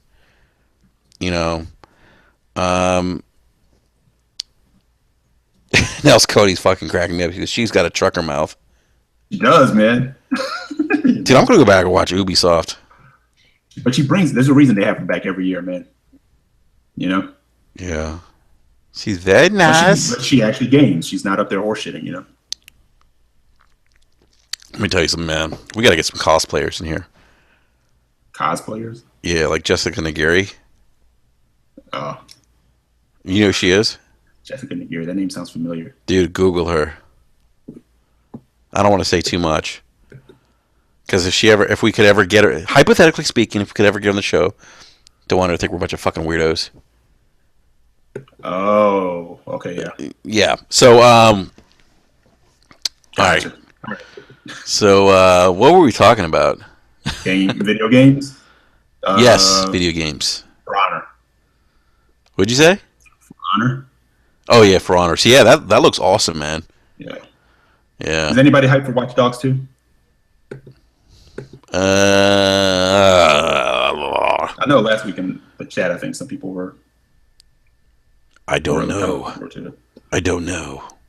I want to see more. It looks, honestly, it looks more intriguing to me than the first one did. Mm-hmm. Because it looks like they're trying to go for that feel where it's a little more on the campy side. It's not supposed to be taking itself too seriously. Mm-hmm. And, I'm kind of for that. Mm-hmm. Yeah. Guys in the chat, do I have that right? Does it seem like it's a little more lighthearted? You know what, man? I'm not even sure about Watch Dogs, to be honest with you. To me, it seems like a mashup of all of Ubisoft's games. Well, that's kind of what they do, man. They take the tropes and the systems that they use, and they kind of take them across the board. Because I remember when I was playing Assassin's Creed Black Flag, they started putting like crafting in there, hunting like from Far Cry, and the map from Far Cry 3 was very much like how the maps in Assassin's Creed were done. So they like to cross, pollinate. No, they definitely do. I mean, like some of the the characters in Watch Dogs when they're wearing their hoods, it kind of remind me of a little bit of Assassin's Creed. Mm-hmm. The parkouring and stuff. That's Assassin's Creed. Right. If one of those guys ends up on a fucking pirate ship, I'm going to lose my shit. Like hack a pirate ship or something. Right. But, well, HDK says he is. Blue Nation, he says it was lit. No, Nels Coney says possibly, and All Star says nah. He's done. Nah, He didn't like the first one. Nah. nah. Yeah. So yeah, there's a nice mix. I'll tell you what, though, man. I was really disappointed that we did not see Splinter Cell. Well, we did, but it's only an outfit in the division, so they can fuck off. Okay, but that's not Not Splinter. that has nothing to do with the division. I have nothing against the division, but I'm But like, that's come not on, man. that's not Splinter Cell. That's a team. You know, That's that's a, that. so maybe it's coming. Maybe it is coming since they put the outfit in there. But Jesus, come on, man. No, I want fuck the outfit. I want Sam Fisher. No, I do too. You I know, totally want a new Splinter Cell game because the last two were awesome. yeah. You know, the last one was actually really good. I enjoyed the last one. What was the one when Sam Fisher went like rogue? I think it was the last one with Michael Yeah, Ironside. that's Splinter Cell Conviction. Conviction. Yes. Remember the opening scene? We bat in the bathroom. Mm-hmm. That was awesome. That was Yeah. awesome, and I loved in the bathroom how they're like would show like kind of like the like it would what was it it would like I'm trying to describe this, man. I'm drawing a fucking blank. You know what? No, you know like it kind of like introduced the chapter in the game, but Yeah. it'd be on the wall. Yeah. Yeah. You know, Yeah. kind of like credits. I thought Yeah. that was pretty cool. Yeah, and that was the last one with Ironside because Blacklist. They went with the other guy, the other Grizzle. Ironside's the best fucking the best Sam Fisher. I don't care what anyone hands says. down. Those aren't on Back and Pat, right? What's that? They're not on Back and Pat, are they? I don't think they are, man. I don't Travesty. think they are. But I want another Splinter Cell. Yeah. So I was disappointed they didn't show that. I'm and I'm glad they're giving Assassin's Creed a break. They really need to. That they Yeah, I've been just saying it for a while, dude. Actually, but you know what, man? What was the? I didn't play Unity, Unity. but I actually got it for like $3 from CD Keys. So I said I'll try it at some point. $3. The gaming hunter in me is like I gotta do that one. By the way, I But- love how when CD Key, like when you get something from them, they send you an email. It looks like a fucking fax. That's how you know it's official. Exactly. It's how you know it's official, right? So Assassin's Creed, whatever the last one was, Assassin's Creed Conspiracy or whatever. I don't know. Syndicate. I'm sorry. Syndicate, They- yeah, they start- Syndicate. You know what? You- They start running you together maybe- for you after a I- while, man. What's that? They start running together after a while, you know. They do. You start blending the fucking Yeah. different. Yeah. Syndicate is from the little bit I played of it was actually really, really good. And but I think it was like a little like too little, too late. I think the bad taste that Unity left in people's mouths, you know, from the way it was so buggy and the way it released and needing that huge patch. I think by the time Syndicate rolled around and they finally started listening and they put a female, you know, protagonist in there, you know, the twins, which she was actually very fun to play as. I think people were kind of like, I don't care anymore. I don't care right now. And they really needed to shut it down because that thing's been using like the same techniques for like the fighting style, the climbing since like the first game. And it really needed to kind of retool. No, it did. It definitely did. And I hope they give this. I hope they. I actually would be okay if they never brought another one out. Now, see, I don't want that. I do want another one. I just want it to be fixed and I want it to be better and I want it to, you know, do something different. But what can they do different though? That's the thing. Like, what else can they do? I mean, they could put it into Well, they first could of all, do away with any of that like animus, you know, abstergo shit where you come out. Just start in the world. Just do that. You know, because they kind of pulled the bait and switch with the first Assassin's Creed. You know, we kind of just thought it was going to be set in this, historic setting, and then you'd find out, you're a part of this conspiracy where you're in this machine being hacked in. To me, just get rid of all that and just be in the world. Yeah. Yeah. So yeah, if they stay away for a while, and make people miss it. That's something that goes on now in gaming too, is that we're not allowed to miss anything. Well, I think that's part of the reason why Grand Theft Auto is so fucking successful. Exactly, because they go away. Even though, man, that game keeps selling, dude, they can stay away for a while and they'll be all right. But there used to be, a few years in between the release of a game, and Assassin's Creed was one of them. When they came back with Brotherhood, or Assassin's Creed 2, I should say, not Brotherhood, but Assassin's Creed 2, they learned from what they did with the first one. It was a completely different game, and then I think you started to see the annual releases like right after that. Uh-huh. And it just killed it. It's like you're not giving me time to really miss it. No, you're not. You're not. I mean, that's been part of the. Well, that's kind of, and I wonder how much of this is greed. Strike while the iron's hot mentality, and let's fucking milk the shit out of this franchise and make money. Right, but it's a catch-22 because development costs have gone up. So it's harder to like recoup a lot of that. Gamers don't buy games the way that they kind of used to, unless you're like the Call of Duties of the world and things like that. Because if you think about Splinter Cell, the reason we want another one is because we have not seen another one in some time, or like a couple of years. And that was kind of how Splinter Cell would work. So by the time one would come around, you were hungry for it.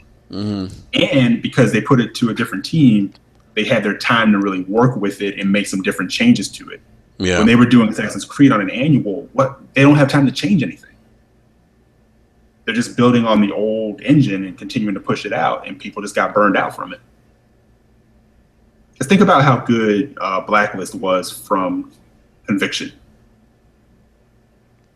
Both awesome games, but Blacklist, I think, was an overall better game. It was a better game. The way it handled itself, Mm-hmm. Yeah.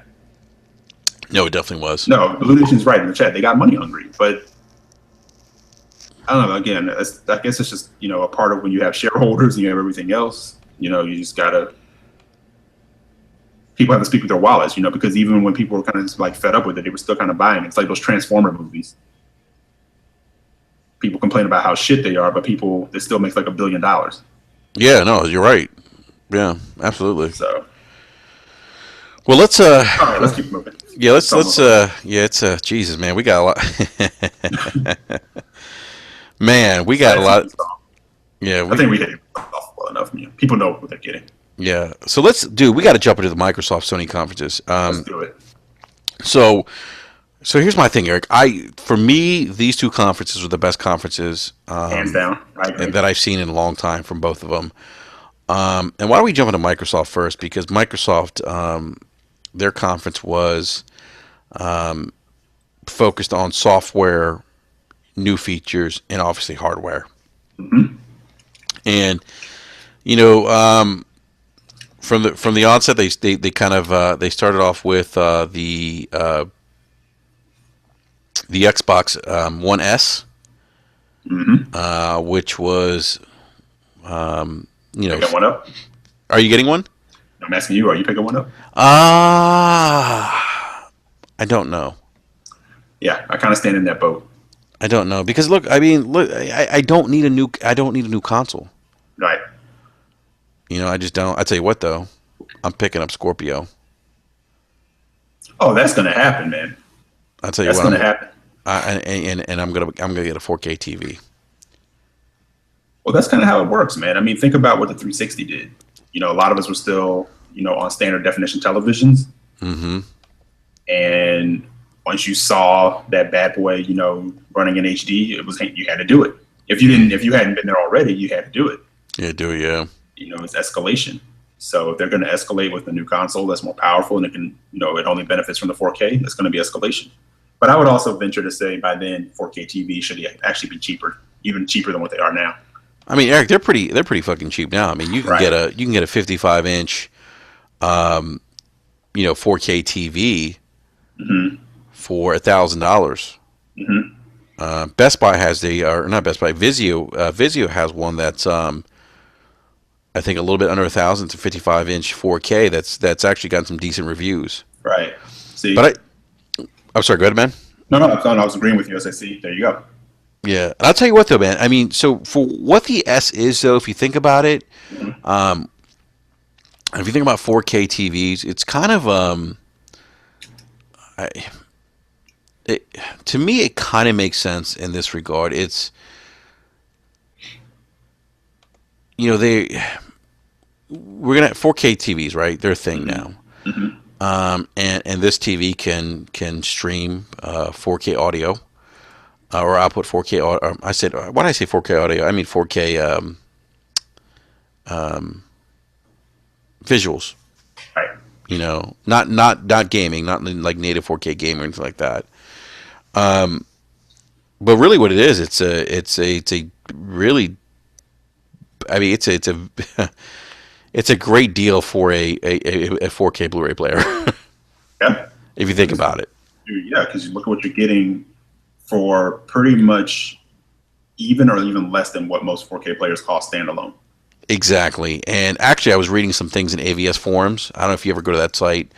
Um, it's a site for people who are just video files, audio files. They just they just they go it's actually where I got my calibrations settings for a lot of my TVs for my I what 3 years ago I bought a Panasonic plasma.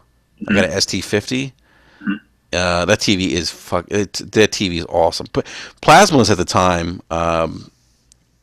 Dangerous with gaming. Well, yeah, there's a long story behind why I don't game on that anymore. But in terms of just picture quality, the Panasonics, man, at the time, 4 years ago, hands down the best. Mm. But anyhow, I digress a little bit. Those videos, man, you can get pretty good game TVs with those. Mm-hmm. I think at first people kind of looked at them as like, there's a bargain, whatever. But dude, they're built with the same parts. Yeah, no, they are. Yeah. It's like buying Jordans. You're paying for that little jumping man on it. Yeah. So, but no, like I agree with some of the guys in the chat. When it comes to buying like an S, it's not something I'm readily looking to jump out and do. But when I bought my 360 Slim, is when they did the R2D2 unit. Mm-hmm. And that's, you kind of see that when they did like the Slim model. They started playing around with a few more bundles, a few more special editions. Mm-hmm. But I don't have a 4K TV yet, and I don't see picking up a 4K until Scorpio. Really, I don't see picking up one for the S unless I found one so cheap and then I did it. So if a 4K TV shows up here first, then I can see making the move to an S. You know what though? But I would even, if I got a 4K TV, man, I would wait for the Scorpio because the Scorpio is going to output native 4K. Right. I mean, that's just me. That's what I would do. Right. So yeah, so Microsoft announces the Xbox Slim. Mm-hmm. It's white. Mm-hmm. You probably know why I'm laughing. No, why? Well, never mind. Oh. I know why you're laughing. Yeah, well, let me just say I was surprised. Mm-hmm. I'll leave it at that. But yeah, I mean it's so they dropped that, and the thing is, considering and if I think about Microsoft's press conference, I mean considering a lot of the stuff was leaked, it was still a pretty damn strong press conference. I thought. I agree. It was to me as one of the better ones they've had in a long time. Mm-hmm. Last year's wasn't bad. I thought last year's was pretty good, but this year's was much better. I thought. So we get a view of the Slim. It comes with the what I like about the controller is that it comes with like the grips at the bottom. Yeah, and I'll say to anybody out there, I have the white one that came from GameStop. It was exclusive to them. I can't think of the full name of it now. Mm-hmm. Well, I have that one, and it comes with the grip on it.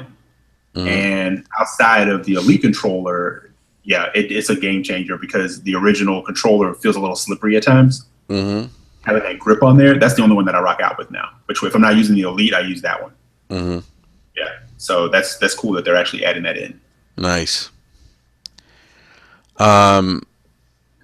So so they talk about we mentioned they talk about hardware, software, and features. Let's talk about some of the features. One of the things I thought was interesting that Microsoft talked about, and one of the things that I kind of took away about Microsoft when I'm comparing Sony and Microsoft's conferences, I feel like Microsoft's conference, outside of the software piece, they're really kind of focused on the future. Yeah, that was the tone. What's that? That was their tone. That was the tone for sure. Yeah, no, definitely, and that's kind of for me that's kind of one of the things that's always kind of excited me about Microsoft, and that initially got me to buy into the Xbox brand. Hmm. 14, 15 years ago, when they announced Xbox Live, and when I became an Xbox Live beta tester, this tone of pushing kind of the industry forward and pushing how gamers interact with one another, or buy games, or connected to each other in a way that we haven't been connected. You know, if you think about Xbox Live, I mean, prior to, yeah, we had, Sega had online play at the time, but just the community piece and the ability to kind of communicate with people verbally and being connected to people in different parts of the world. None of that stuff had really happened just yet. Hmm. Yeah, a Right. little bit on PC, but not really in the console space, and not using not over broadband connection, because at the time when Xbox Live came out, I mean, broadband was like pretty much in its infancy for the most part. That was a Hmm. huge gamble by Microsoft. You remember it got a lot of pushback from people who were like, oh, no one has broadband. Everyone's on 56K still. This shit's gonna fail. You know, Hmm. Hmm. so so a lot of the stuff that they were showing with regards to I'm drawing a blank now because it's getting late. Scorpio. The Play Anywhere cross buy program. Oh, That's okay. what I was Yeah. trying to remember. Yeah. So Hmm. that and Eric, I think we talked about this on the show before, man. That what Microsoft is trying to do, Hmm. with the Windows Universal Windows platform with DX12 is they're pushing gaming into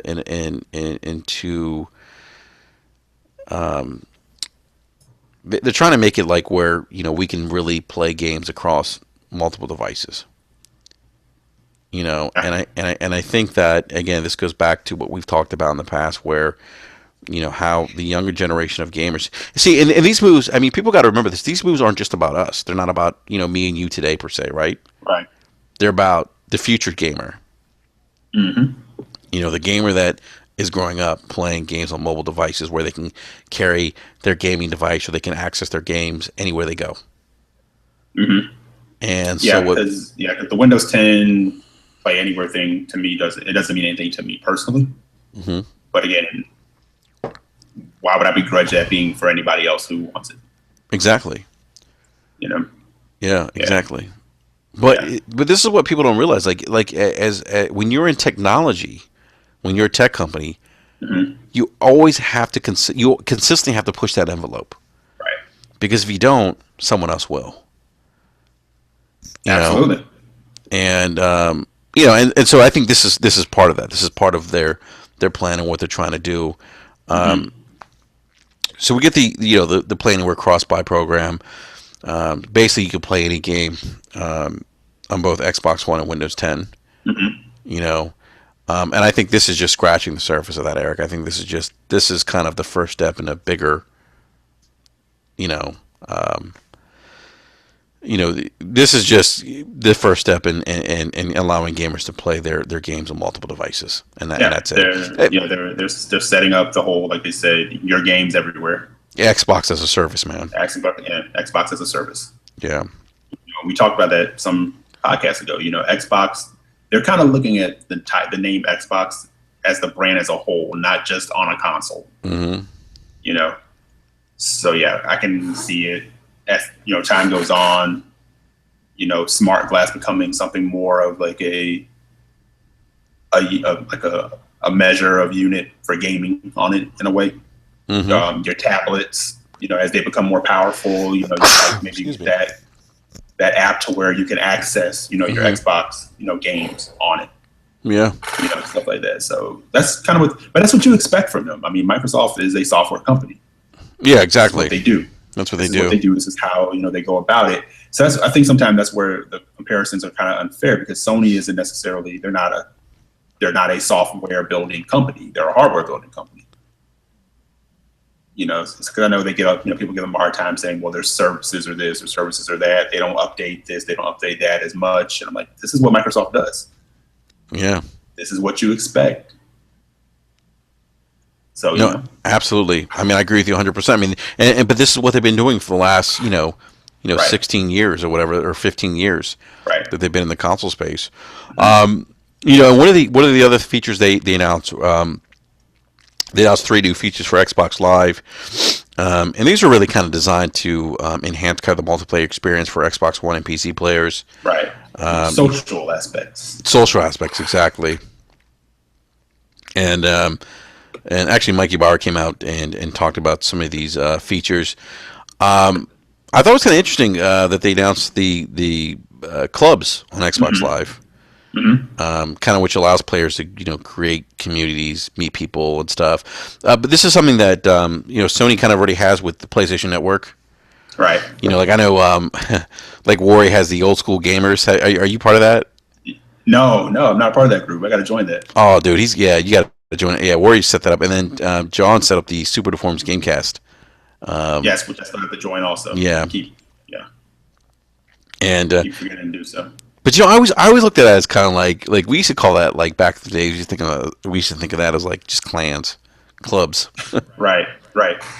And you see that, but I think you and I talked about this off the air, and I said what I kind of took away from these conferences, they're pushing each other. Oh yeah, absolutely. If you really look at how they presented and what they did,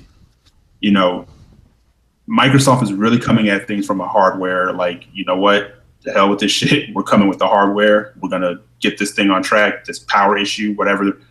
And that's good. But I mean, it's opening up a whole other can of worms on the Twitters with, the debates back and forth. But whatever issues they may have had, they're trying to write that course. And then if you flip it over, and I know we'll get to Sony in a minute, their message is very much games.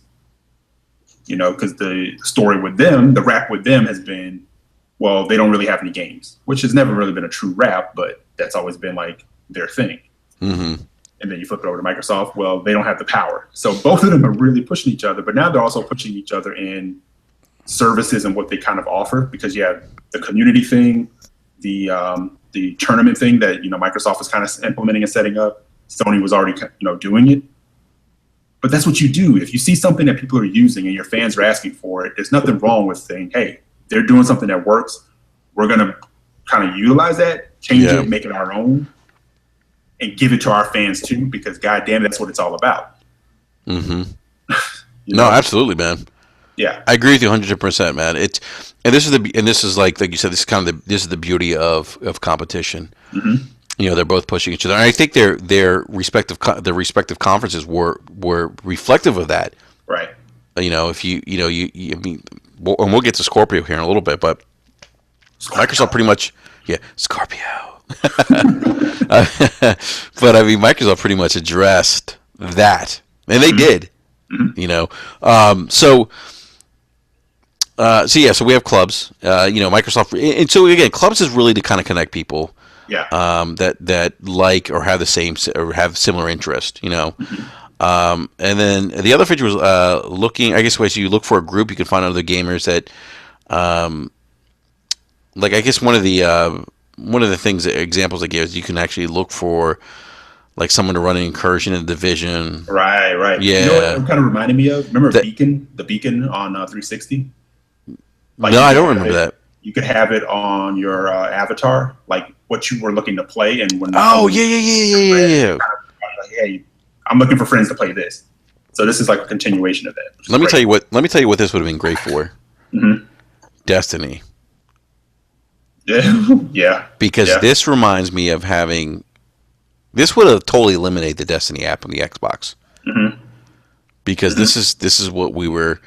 When you're looking for a group, that feature to look for a group is nice, especially when you start thinking about these games like The Division. When you think about Destiny, I mean, I remember going on the Destiny app and being like looking for 3 more people to do the raid or whatever. Right. Yeah. So I mean, this thing just makes that so seamless now. Yeah, and what if someone's not in the app looking for that? So, if this is working outside of an app and it's just a part of, the the community page or whatever the case may be, which I'm kind of hoping. I'm hoping that they're starting to pull some of these features away from everything being an app. Because you remember when the Xbox One first launched, everything was an app because it was really built to kind of be seamless with like a whole Windows 10 look. Mm-hmm. Like achievements were in an app, and this was in an app, and that was in an app, and it was like you had to go out of this to go into that. And it seems like they're starting to pull a lot of that stuff out and putting it in the front and center. Mm-hmm. The only thing I'm hoping that they're starting to get to, please clean up like the store, because I can't find shit a lot of times. I was looking for something today. Like they advertise like the games with gold, and on the front page, they're really advertising E3 and games with gold. But I was really trying to find those deals with gold because on 360 they'd be right there, like front and center. Like boom, there it is. I think they're getting there too. I think the preview updated. I think people are going to like that, what they're doing with cleaning up, my games and apps and everything. So, but they listen, which is great. No, they did, and I think this is Xbox Live's always been a big part of what Microsoft has done, right? The last 14 years, and it was nice to really see them kind of make this or add these features because these are things. I mean, as a beta tester, these are things that they talked about. And I remember them talking about like ways to kind of connect the community together, and these are things that we used to do. So the next thing they announced was Arena, and Arena is something that we used to do years ago, but on websites. We used to call them ladder matches. We used to do online multiplayer tournaments, and I remember being on the original Xbox. I was running with the clan, and we used to play Return of Castle Wolfenstein. Stein. I'll stick with the Steam, man. It's all good. Yeah, I don't know why I say that, man. What works for you, man? Well, that's not. But the problem is that's not what it's pronounced. So Return of Castle Wolfenstein. But there was a website. I don't remember the name of the website, but we used to do ladder tournaments with different Xbox Live clans. But to me, like when I saw Arena, I'm like, holy shit, man! This is like when I was gaming competitively. Like this is something. This is what we wanted. This is features that we wanted on Xbox Live. And we finally got them. And I think if you're a competitive gamer, you're in a clan, this is going to be a nice value added feature for Xbox Live. Absolutely. Yeah, and it's a way to connect gamers together. Well, yeah, but because also it's not always easy to find like-minded people to play with. A lot of times it happens by chance when you're playing with like one friend and then someone else they know kind of comes in and you can meet cool people that way. So yeah, I'm all for it, man. That's a really cool. Even in an online world, people can be socially awkward. Oh yeah, they can. And it's also you don't want to let everybody and anybody into your circle of friends. No, you don't. You don't. So yeah. So this is cool, man. Leroy Jones. Have you seen that video? Nah. On YouTube? I gotta send you that. All right. Oh, it's hilarious. Guy totally trolls. I think it's... What game is it? It's an online game. It's an online PC game. Oh, you mean the one from World of Warcraft? No, it's not World of Warcraft. It's what's that MOBA that's really... Leroy Jenkins. Is it World of Warcraft? Yeah, you talk about Leroy Jenkins? Yeah, where the guy totally trolls and goes crazy. Yeah, he just takes off and leaves his team. Yeah, is that World of Warcraft? Yeah, that's Leroy Jenkins. Yeah, and he's like, at least I got chicken or something. Leroy Jenkins. Yeah. And everyone's fucking mad as shit at him. God damn it, Leroy. Dude, that shit's happened to me, man, on Xbox Live before. But that and the benefit here is, well, at least right now, the games that are going to support Arena right off the bat are going to be Smite, World of Tanks, and FIFA. Hopefully they add to that list because there's a lot of games coming out this fall that would benefit from an Arena type situation. Gears of War is going to be in there. Gears of War, Call of Duty. I think Gears of War 4. Gears of War 4. Gears of 4, yeah. Right. And All-Star brings up a good point in the chat, man. Like he said, he always ends up playing Destiny with players that are like a higher level than him. This will be good to be able to find players who maybe just got on board because there are still people coming into the Division and Destiny, picking that game up. and need to find players who are either on their level or maybe a little Mm-hmm. bit above them and can help them level up. Yeah. And sometimes it's Yeah. hard to find because a lot of times if you've been away for a while, all your friends are like level, 1 million. You're like, they don't want to play reindeer games with you. Yeah. Come on, baby. You know? So yeah. So speaking of Gears of War 4, Yep. Microsoft opened up the conference too with the first game, Gears of War 4. Stick around. What's it? What's that? Stick around. Remember Yes. when we talked yesterday? Yeah. Some of the one-liners are a little cheesy though. You're I hope right. they pull back on some of that, man. Yeah, I know stick Gears around. has that, but I'm like every character was throwing out like an Arnold Schwarzenegger type catchphrase. Yeah, I was like, You get know, over like- here. Yeah, it was like stick around and do. I Yeah. don't know. Yeah, it was. But I'll tell you what, man. Gears of War 4 looks good. It's like they went back to the Yep. basics with Gears of War 4. I can't. I can't wait, man. And, dude, it's Rod, man. Rod, who knows it better? And Cliffy said himself, the Gears is in good hands with Rod. So Cliffy did say that. Yeah, Yeah. he did say that. That's enough for me. That's a cosign that I can deal with. Yeah, me too. The game looks great. The know only what's thing I interesting? hope, I'm sorry, Enrique. I said the only thing I'm hoping, I'm seeing this trend, and I'm hoping that's not going to be the case, is where I always hear people talk about multiplayer. Well, then the multiplayer, and in the multiplayer, and well, in the multiplayer, and they don't really address like single player. And Gears has always been known for having a strong campaign to complement its multiplayer.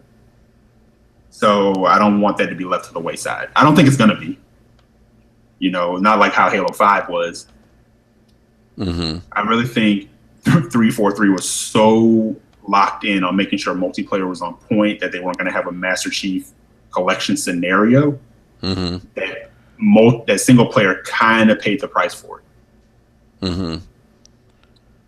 So yeah, so I really hope, and I don't, like I said again, I don't think it's going to be the case because I think Microsoft also knows how much is banking on Gears of War, obviously, because we've already had the beta, and you're already seeing the advertisement, and they're really like pushing it. So I think all eyes are on Gears of War to really deliver.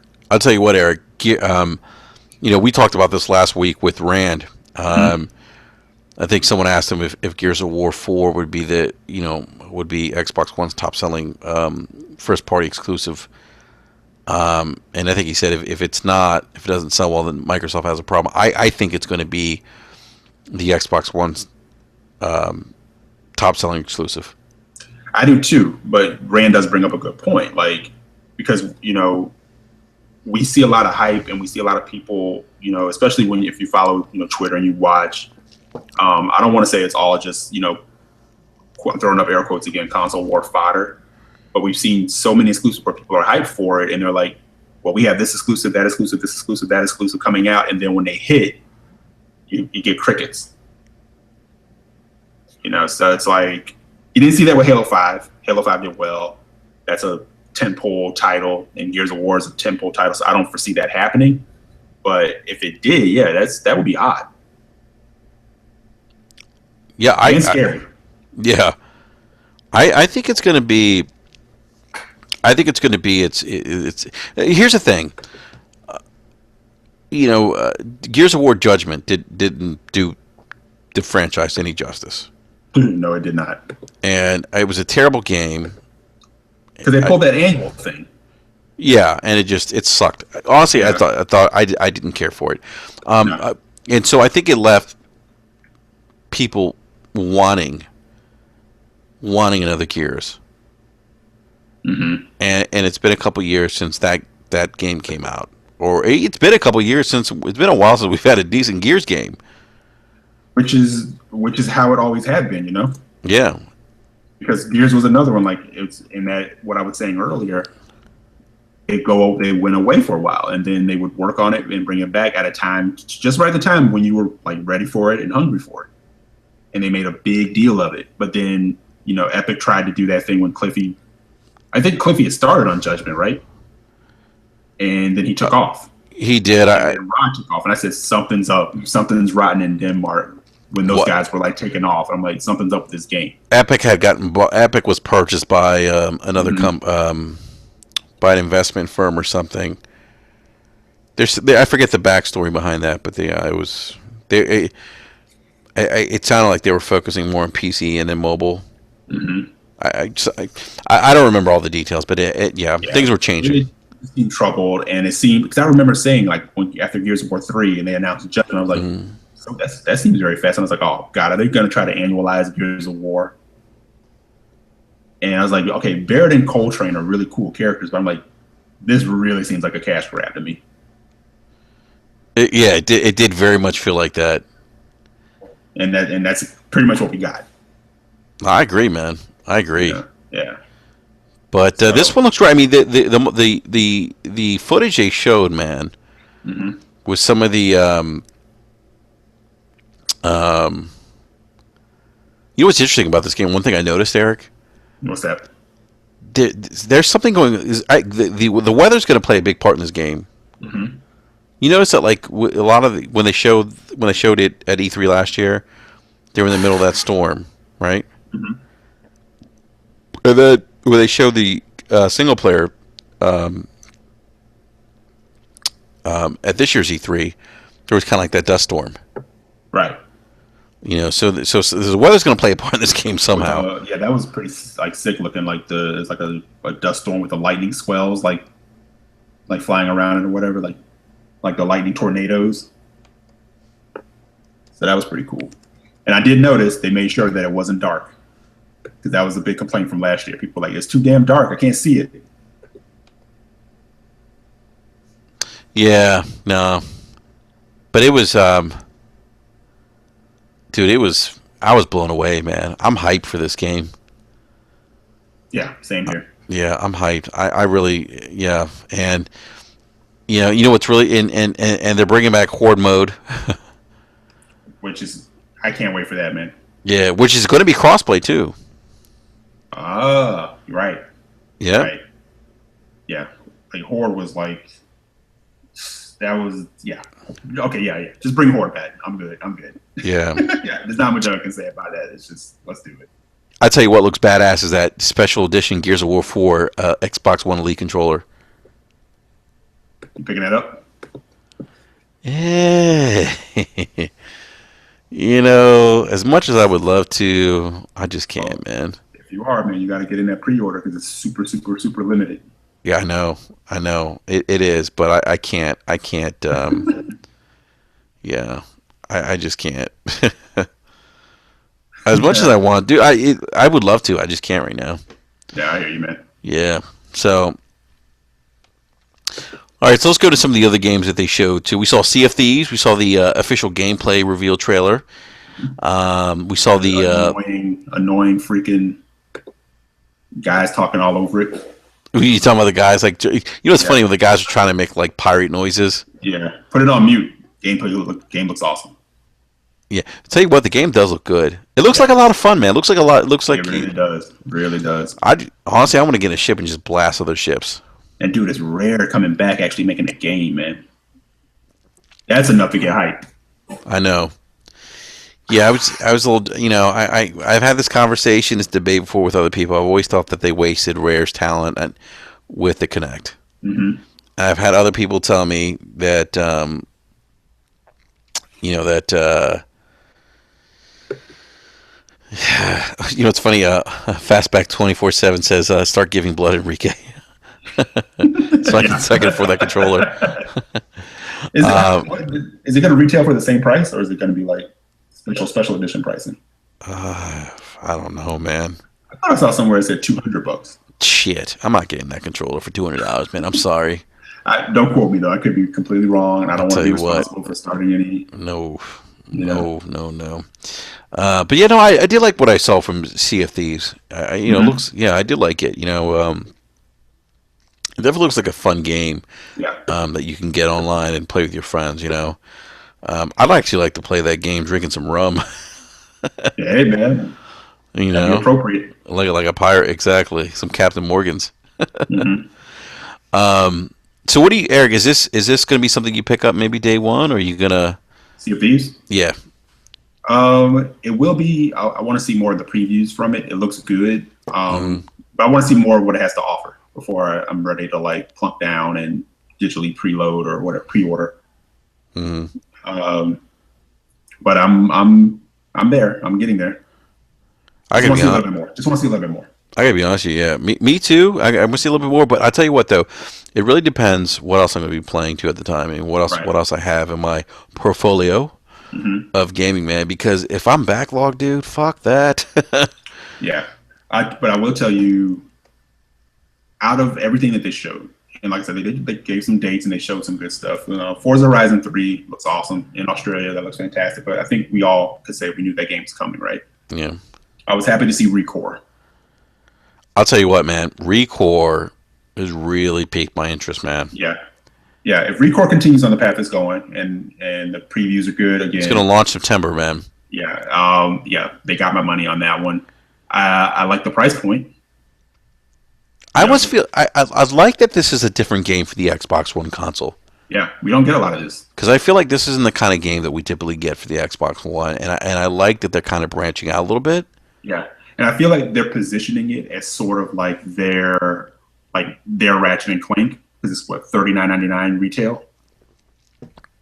Yeah, that's yeah. Yeah, and but no, it looks unique. It looks cool.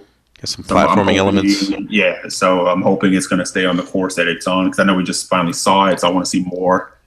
But so far, yeah, my wallet is halfway out of my pocket.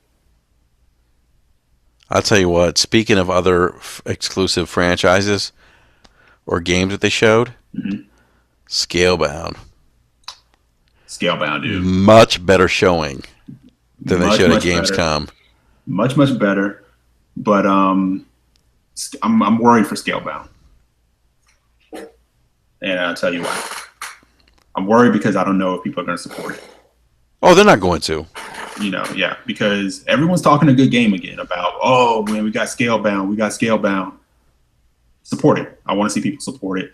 A, for the reason that these type of games don't typically do well on Xbox, and B, it's platinum. Platinum games usually they're from their A squad review really well and get really good acclaim. People don't buy them for whatever reason.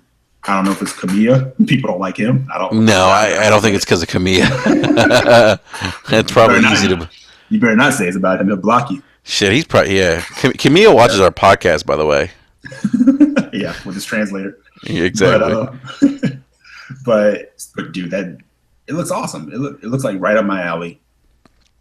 I'm there. Like if it continues to move forward the way it's moving. Some of these games, I mean, they're new IP, so you have to play that reservation game. Gears, I'm there. Gears, they got my money because it's proven. It's back in good hands, so I don't have to sit and kind of go, well, we'll see. I'm there for Gears 4, but some of the new IP, you kind of have to play that game. Mm-hmm. Where you go, well, we'll see. I'm gonna, if it's on point, I'm definitely gonna get it. If it kind of comes out and it's getting kind of panned, then you're a little more tentative. Mm-hmm. So, other game I was excited about, We Happy Few, Dude, that game looked fucked up. in a good way. It looked like Clockwork Orange on steroids. It did, right? It looks like it looks like a mix between Clockwork Orange, BioShock, and BioShock, yeah. yeah, it's crazy. Yeah. Hey, real quick, Eric, just back to Scalebound real quick. Okay. One of the things that I was kind of impressed about was the boss battles, just the sheer size and scale of some of those bosses, and that you could play them multiplayer. Did they confirm? They said it was like a crab or a scorpion. I think they said scorpion. Right? It's a scorpion, but it's like tentacles or whatever it is, scaled depending on how many players you have. Right. That's crazy, dude. If they can pull off the co-op, yeah, come on, man. That game looks bonkers. No, it definitely does. It definitely Support does. it, goddammit. Yeah. I hope people do because platinum is just If it comes, and again, like I said, people have their money to do with, but if it's going on the track that I think it's going, and the way it's looking, and they can pull it off, and it's getting good preview, and again, take reviews with a grain of salt. But if it's in that middle high, review scale, you could tell. Come on, dude. I mean, you don't have to bank everything on a review, but if a game comes out and it gets like a 2 or 3 across the board, you kind of know it's a shit game. Oh yeah. But if a game is ranging between the 10 and 7.58 mark, you got a pretty solid game, especially in the first a new IP. You could probably be pretty safe, investing in it. Go for it, support it, because that's how you get more of these things. Yeah, Fastback brings up a great point, by the way, in the live chat. He says, need more from other parts of Scalebound besides boss fights." Yeah, that's actually a great point. And tone that guy down too, man. He's up there with that annoying shit. The headphones and the catchphrases and. Well, is that how they see us, Enrique? Maybe they do. Is that how Camilla sees us? Camilla, right? He's like, "I see you, Americans, with your Beats audio." Yeah. But I've heard people, not just me, but I've heard people saying they felt like the protagonist was a bit annoying, and if he's a bit annoying in a small sample size, hopefully that's just that sample size and not throughout the whole game, because you don't want that. You don't want that to turn you off, Yeah, no, I hear you. So I'm sorry, Eric. What game were you talking about before I interrupted? We Happy Few. Oh yeah, let me tell you something. That whole pinata scene, that was fucked up. It was insane, man. I was like, and then they're eating like the fucking carcass. But you think about, the whole game is the fact that you didn't take your happy pill to stay within the illusion, and so you're running from everyone. So it's almost like Portal all over again, where the cake was a lie. Yes. I like that. I like that idea. So I want to see more from that game. I know it's coming to preview soon. So it's definitely a trippy game, man. It really is. It's the one line that the guy had there was, he's like, "I'm like a snug and a bug, I'm a drug or something." I'm like, oh boy. And he's popping pills. I'm thinking, like, what kind of pills are you popping? Yeah, and it makes it more posh with the British accents and everything. It does. Yeah. Yeah. That shit looks crazy, dude. Peter. But that's the kind of thing I look at that, I'm like, all right, man, that shit looks crazy. Let's do it.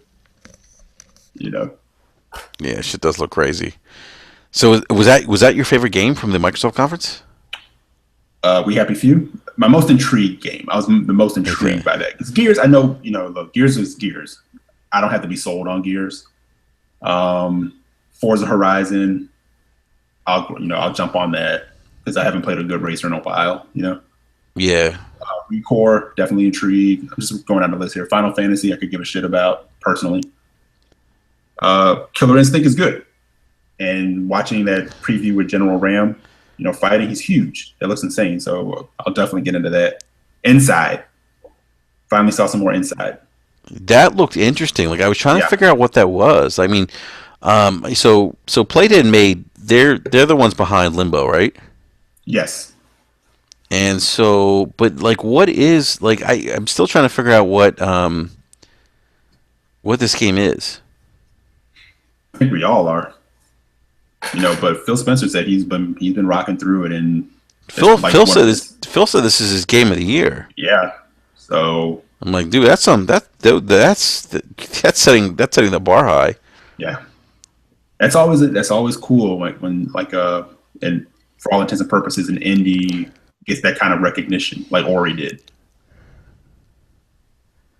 Hey, by the way, Beastfire is in the chat. Yeah. Beastfire, what is up, brother? Jackson Heights own Beastfire. Beastfire. So, what about the Gwent Witcher card game? Anybody hype for that? No. I really don't even want to talk about it because I don't care as much as I love The Witcher. I suck at Gwent, so whatever. Yeah, I do too. Dead Rising 4 looks fucking awesome. Mm-hmm. Looks awesome. Jeez, that game looks awesome. And I'm glad they, I'm glad that, it's kind of cool they brought Frank West back. Mm-hmm. I heard he's like 50 in the game though. Old man West. Yeah, that's what I heard. I know it looks good. Holy shit, Eric! That game comes out December, dude. Yeah. See, I wasn't a big fan of the first game. The time, mechanics of it just kind of got to me. Yeah. And I never really played the second one based on that. I have the third one here. I Mm-hmm. got it a couple of months ago. It's still in the shrink wrap. So Yep. I am going to jump into it because I heard that it doesn't really have the time restraints like the first two Mm-hmm. games did. Mm-hmm. And it just looked really like crazy and fun. And, Mike was swearing by it. He said he played through it like 3 times. So I do have to play that. I do have to jump into that one. Yeah, it's definitely a crazy amount of zombies Mm-hmm. on screen, dude. It's insane. It's insane. Speaking of zombies, we also got State of Decay 2, Which looks good too, man. which looks good. Yeah, Looks like they got a little extra dough. Wonder why? Because the production on that game looks so much better than the first one. it does. It really does. But I think they killed it with that first one, dude. I think they made money hand over fist, I think they did. and it looks like they put it back into development. Hmm. So I might actually, give this one a go. You know what? You know what? You know what was great to see was Tekken 7 on stage. Yeah, It was good to see Tekken 7. yeah. It looks like Tekken Tag 2 is free for Xbox Gold members now, or it's going to be free. Oh, really? Um, huh? I said no. I said, oh, really? Yeah, yeah. Tekken Tag Yeah, Tournament 2 is going to be free for Xbox Gold members. yeah. I think that Tekken 7 was a direct answer to Street Fighter 5 last year. Hmm. And the whole rumor that Tekken 7 was going to be PS4 exclusive, I believe. Yeah, And I it's remember that not. rumor was going around for a little while. Tekken 7 was Yeah, going to be exclusive, and then yeah. That was Microsoft kind of saying, nah, bitch. We're going to put it on our stage and let the world know, yeah, you know what? You know what's which is good. Let that happen. you know what? You're right though, Eric. There was that rumor going around because King of Fighters, new King of Fighters, is actually exclusive for the PlayStation 4. Mm-hmm. Um, so so those are some of the games that we're excited about that Microsoft Halo, showed. Halo Wars 2. Anybody? You know what? I'm I not. was never I'm. big on the first one. I was never I big on the downloaded first the one. beta, and I'll give it another spin. But yeah, we'll see. Yeah, I'm not. I got a lot of friends that are big on Halo Wars, but I'm not. I'm gonna pass. Yeah, Um. but it- We Happy Few, my game of the year. Calling it now. oh Jesus! I don't even know if I want to play that game. Oh, that's right. You don't care for like creepy horror typey. Oh hell no, man! I want to be able to Yeah, sleep that's at right. night. Because you would not play Layers of Fear.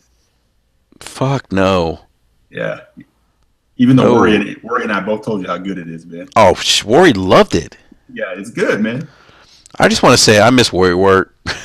Yeah, man, we need to get Worry back on, man. Like I was texting with him the other day about E3, man. I just missed Yeah, I talked to him in DM earlier today. I miss talking games with man. Good fucking dude, man. Really good dude. Yeah, great gamer, good guy. Just yeah. Um, so what were we talking about? Oh, you're talking about what's it called? Yeah, I just you know what? It looks great. I mean, it looks like a good game. Hmm. It looks um, definitely one of those psychological thrillers. I think. You know. Um, I don't. Yeah, I mean the whole pinata thing fucked me up. Hmm. Yeah, dude. But that sold me. I was like, that was fucked up enough that I'm in.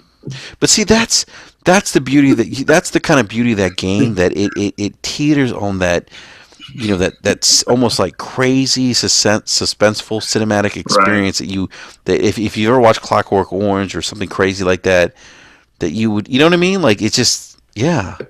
Yeah. Fastback said, just take your joy pill. You'll be okay. Yeah, that's called ecstasy. That's what I thought they were taking. I thought they were popping pills, taking ecstasy.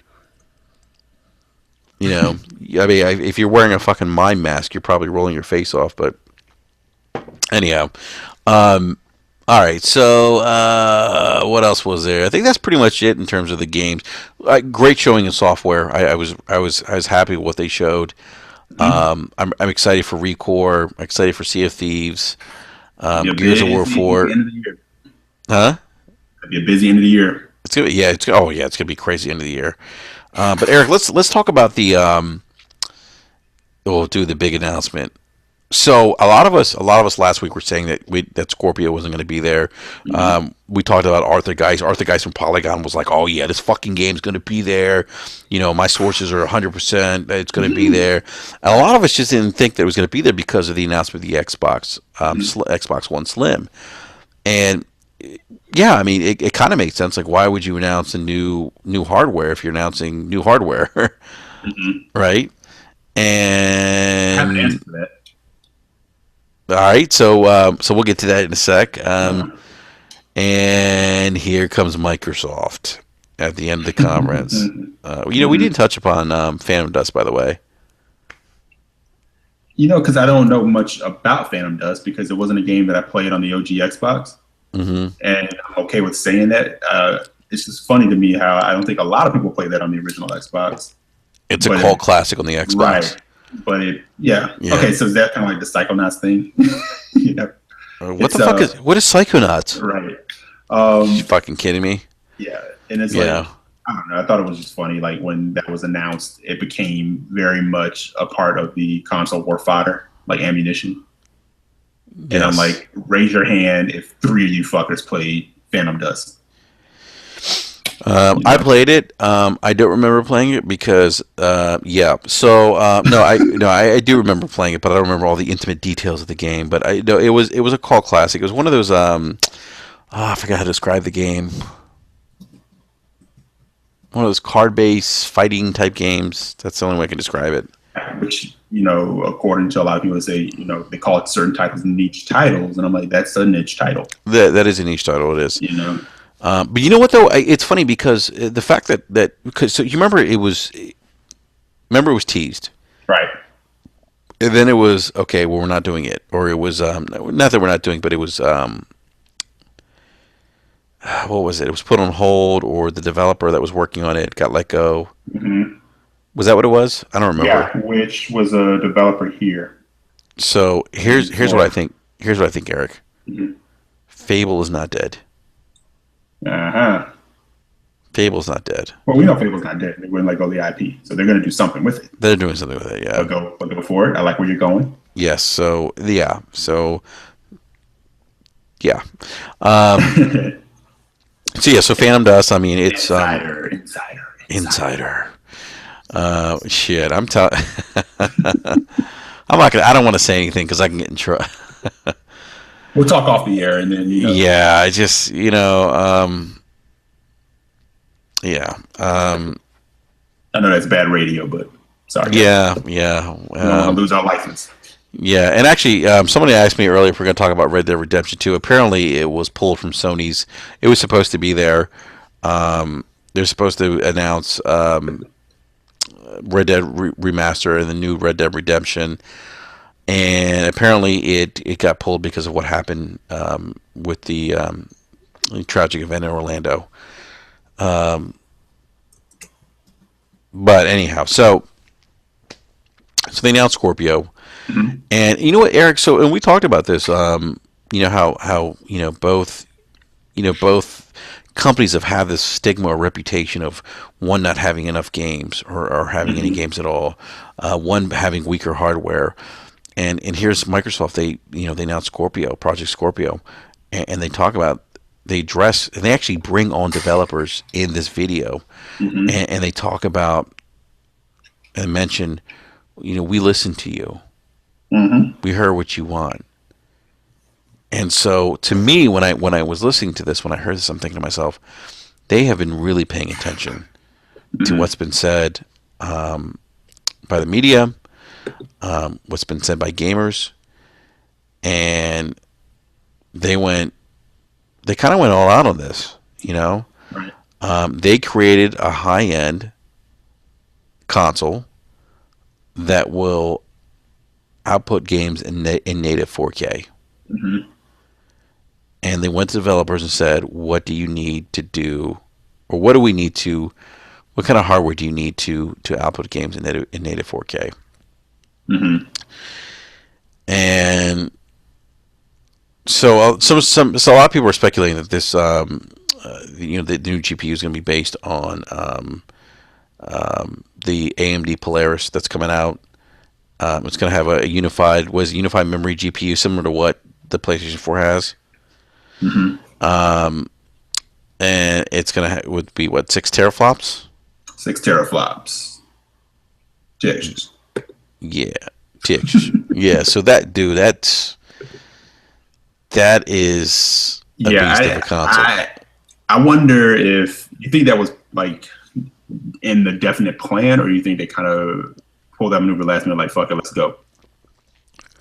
No, you know what? I I take don't it back. know, man. Scratch that from the record. I don't think it was because of, like you said, how they pulled that video together with the developers and everything. Oh So no, yeah, so that yeah, was a dumb question. That was a yeah. dumb question. That No, was definitely planned. You don't put that together last minute. oh But no, yeah, no, no, you but I don't. didn't. Yeah, Yeah, I didn't think any mention of it would have been there. But I'll tell you what though, man. we can be It's proven wrong. I've been reading Twitter lots. People are like, oh, it doesn't make sense. Why would they announce it so early? I'll Hmm. tell you why they announced it so early because you got to believe that Sony's going to announce the PlayStation, the Neo at PSX. Right. And it's probably more of a marketing thing than anything else. It's Hmm. just to get the word out, to get gamers excited, to drive that narrative of what, we actually are going to have the most powerful console. Hmm. You know, I think that's why they announced it. I mean, what do you think? What do you think, Eric? Do you think that they announced it too early, or do you think that the timing was No, right? Or no, I don't think they announced it too early because they're not talking to the consumer, the general consumer. They're talking to the fan who is watching E3, they're talking to the core gamer. They're the ones that are going core to be gamer they're going to be the who, foundation. right? They're going to be the mouthpieces. They're going to be, and when I say mouthpieces, I mean the people who are going to be excited for it, not looking to, necessarily, well, I guess in a way, rub it in faces or whatever case may be. That didn't even sound right, man. I think you and I talked about it like You've been in South Florida too long, man. too long, man, too long, my whole life. But no, that is a strategic move because it doesn't hurt to Hey, wait, announce Eric, it. I got to interrupt you real quick, man. So Go you've been for in it. South Florida your whole life? Yeah, All right. Are you a Florida fan or a U fan? I said that earlier. I said when Fastback was talking about FSU, and I have cousins who went to FSU, but I have to like them because they're my cousins. But no, this is a U house. It's all about the U. You know. Yeah, my wife actually she went to UM to study law. The U, It's all about the U, man. the U. So we digressed. I'm sorry, Eric. So what were you saying, man? No, no, I'm saying it for that video was like a love letter to the fans to say, look, we're listening. We get it. Um, it's not an apology for the Xbox One because again, the Xbox One is fine, but that was just to say, hey, we hear you. This is what we're gonna do. It's on the way. It's not like they showed it. It's not like they went in depth. They just gave a little tease. I know it's like a year and a half away, but that's fine because a year and a half goes by really quick. Now I know people say, well, why would you show that when you have an S coming out? Because that in no way affects the general consumer who still wants an Xbox One and isn't concerned with the power of, or even really knows about what they even mean when they say the power of the Scorpio. Now they may get a friend that says, hey, you might want to hold off. But a year and a half, while it's short, it's still a long time away in the terms of getting something in your hands and playing with it. That sounded bad too. Let's rewind, bring that back. And then also effectively dropping the price on the OG, Xbox One. That's got to be pretty tempting to somebody who may have been on the fence, may not have a ton of dough, but they wanted to get a next gen console. They're going to move those units. Well, that's a great point, Eric. I mean, if you look, the casual gamer, the mass adoption rate for game consoles has historically been $299, Mm-hmm. and so you bring up a great point. I mean, it's the Xbox One Slim, or even the Xbox Now is discounted at $279, isn't intended for people that are tech enthusiasts or hardcore gamers. Like for the most part. Right. The core gamers, we have our consoles already. We bought these day one, we bought them the year Mm-hmm. after, whatever the case may be. Mm-hmm. And so that's you're right. That's a great point. I mean, it's the Scorpio is intended for people like us. Exactly. And you keep pushing, excuse me, pushing the message that all games will work. This isn't separating anything. So that way, the person who again doesn't really care about the power, they want a game now. Because you tell somebody who has their money in their hand, they want an Xbox One, they're not as hardcore as the next guy. Mm-hmm. You tell them, well, right now the Xbox One is $279. They're going. Yeah. Or you tell them that the Slim just came out, and they're like, well, when does the other one come out? A year and a half from now. What does it do? It's more powerful, but you need 4K. They're going. They're like, no, I don't need that. And I'll cross that bridge when it comes to it. I don't think they're going to cannibalize sales of the Slim. Because, No, I don't. again, the hardcore that just saw the Slim, guess what they're about to do? Sell their Xbox One and go get a Slim. Yeah. Some of them, anyway. Yeah, and you know what's and Phil actually came out and said in an interview recently, and I forget what website it was, but he was Game Informer, I think, Hmm. and he said, the Scorpio, if you own a 4K TV, Scorpio's for you. Hmm. You know, if you don't, it's not. Right. You know, so the concern is, well, why would you want to own a 4K? You know, why would you want to own a Scorpio, or you know, our game's gonna take advantage of the power of the Scorpio, and I guess for me, it's yeah, they're going to take advantage in a sense that it, we're just going a different direction now in terms of console gaming. The console game is going to be more like PC gaming, Hmm. where software scales depending. The software is going to be going to scale based on power. You know what I mean? Right. Like what we see in PC, and you're not going to. So long as they don't make exclusive content for these two consoles, Hmm. then you're not going to have your have and have nots, and that's if they do that. If they hold true to that, I don't see this thing being an issue. Right. You know? Right. I don't think so either. You know, Yeah. I really don't. I really don't.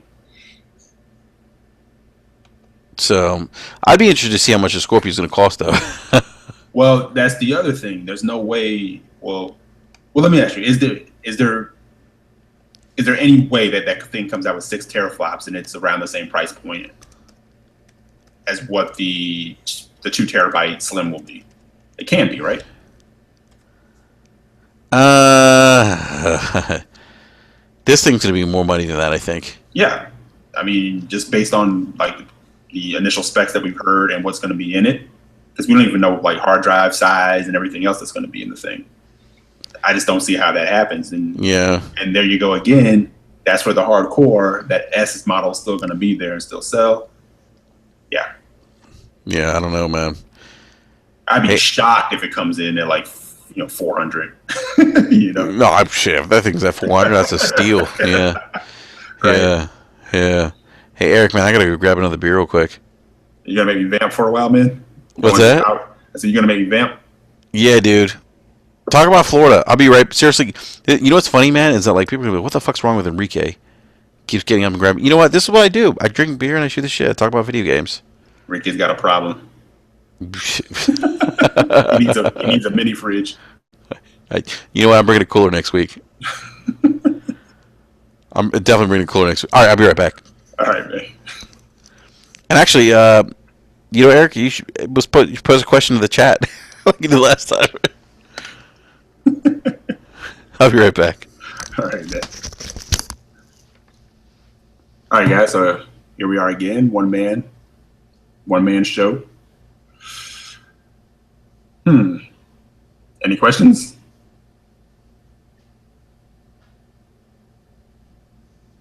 So HTK, you think 499 at a minimum? You think that's what it'll be, around 500? I think 500 is probably where it's gonna come in, or maybe even 600. Possible, because again, I think as for a power user, it's not necessarily for the general consumer. Again, I definitely think the S around that time will probably drop a little bit more in price. But who knows? I mean, I don't know. It's going to be interesting. I say that much because this is the first time we've kind of been here. Now, hard drive size, what do you think? Because I think at this point, you can't come in with a standard 1 terabyte. You All right, got I'm back. We're talking hard drive size and the Scorpio, and I'm saying I don't think you come in with that thing with a standard 1 terabyte. You got to come in with these at 2, right? If you're talking about a beast machine, You have to. right?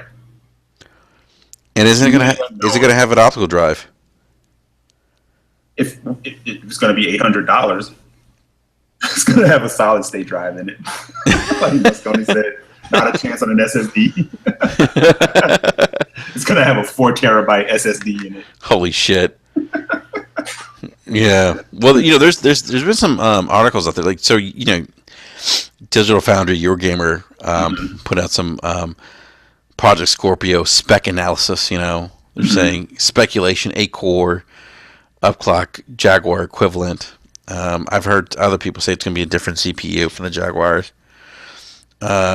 Memory over 320 gigabytes. Bandwidth speculation is 12 gigabytes of GDDR5.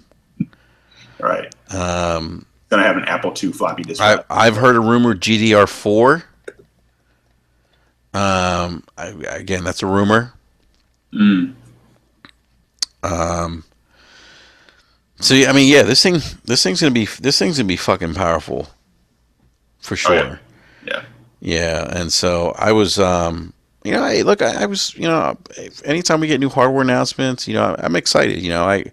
As a gamer, I'm excited. I'm just excited by the possibilities, man. That's what really gets me going. Mm-hmm. Yeah. Same So here, dude. yeah, so so yeah, man, this was one of Microsoft's better conferences in a long time. It was definitely a strong console. I mean, Yeah. strong press conference. Mm-hmm.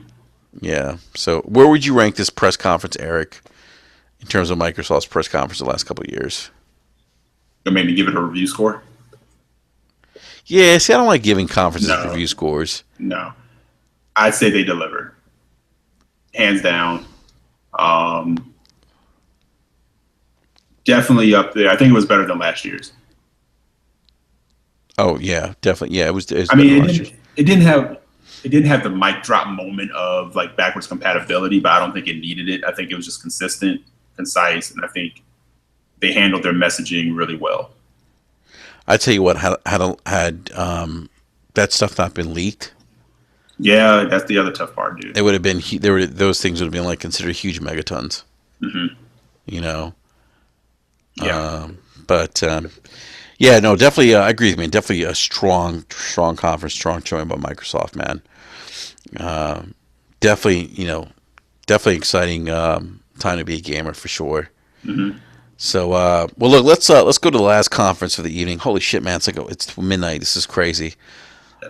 Yeah, I was like, let's not do a 4 hour podcast, Yeah. but we're getting close.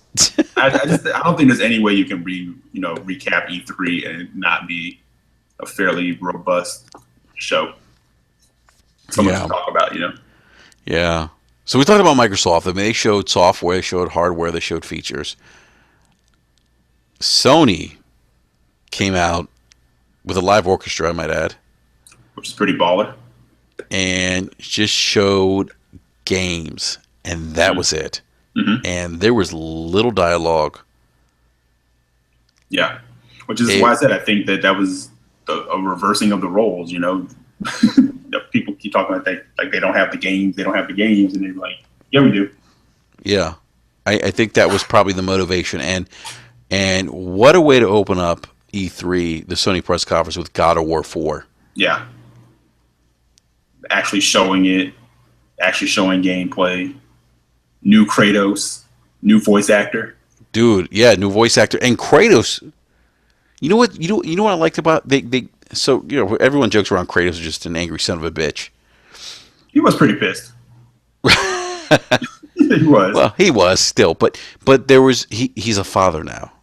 Hmm. And so now what they've done with this character, they've given him some more, they've given him a little more emotional depth Hmm. as a main character, which is nice. Yeah, You but you know know, what? I know what I'm gonna throw at you. That dude was not Kratos. The nah, son, it was Kratos. the son is Kratos. You think the son is Kratos?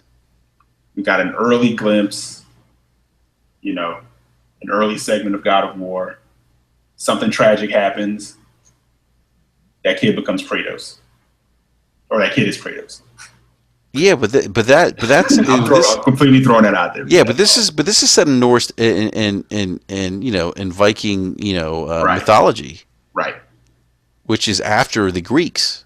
Hmm. Remember, it's still God of War. This game is a reboot. You're right though. Kratos can and he can travel because I remember after God of War 3 he had that thing that allowed him to travel through time, Hmm. right? Yeah, but I'm almost wondering if they're completely like rebooting in a way, and the lore is there, but it's just a different. It's almost like DC does with in the comic books. You have like different Earths. You have the multiverse. So this could be like a Kratos from a different, universe. I'm just throwing that. I don't know. I completely. Dude, I'm just taking a yeah. stab. But yeah, I can see some smoke and mirror happening there. Yeah. By the way, you just started a big rumor. But I like the look of it. I like the direction that it's sort of going in. It looked amazing just from what we saw. Oh no, look great. The fighting wasn't. If you think about it, it wasn't the typical God of War that we know, where you just kind of run in blazing and butt mash. It looked almost like methodical, like a Dark Souls. It did, yeah. When they're fighting that that whatever that thing was. Mm-hmm. I don't even know what it was, but yeah, it looked. No, it all started. No, I think God of War Ascension was a prequel to the whole thing. So I gotta be honest with you. This game blew me away. Yeah, that was a hell of a way to open it because we kept, asking like, what are they going to open with? And that was a hell of a way to open it. Finally, show it. When do you think that game drops? Good question. Not this year. No, it's not coming this year. Probably comes out next. Probably November 2017. November? Yeah, I would say fall. I do think it's coming in 2017, but Yeah, definitely fall. I don't think you see it any time before then. yeah. No, I don't. Yeah, I agree. Mm-hmm. I agree. So Sony opens up with God of War. There's a live orchestra playing music, Mm-hmm. which was actually really cool. Um, and then after that, they just kept going to games. Yeah, it was like one after the other, and Yeah, no executives except for Sean Layden on Sean stage. Layden, who just came out for a little bit to kind of like say hello, and um, he came out, kind of introduced Crash Bandicoot. Yeah, and it Um, wasn't until what Andrew House came out, like late.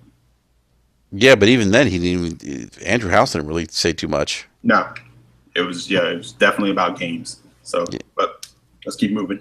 yeah. Actually, Nels Coney brings a great point. All Gods of War have been in March. He's right. They've been March releases, so probably March Yeah, you 2017. really think it'll be hit by March? Okay, You know what?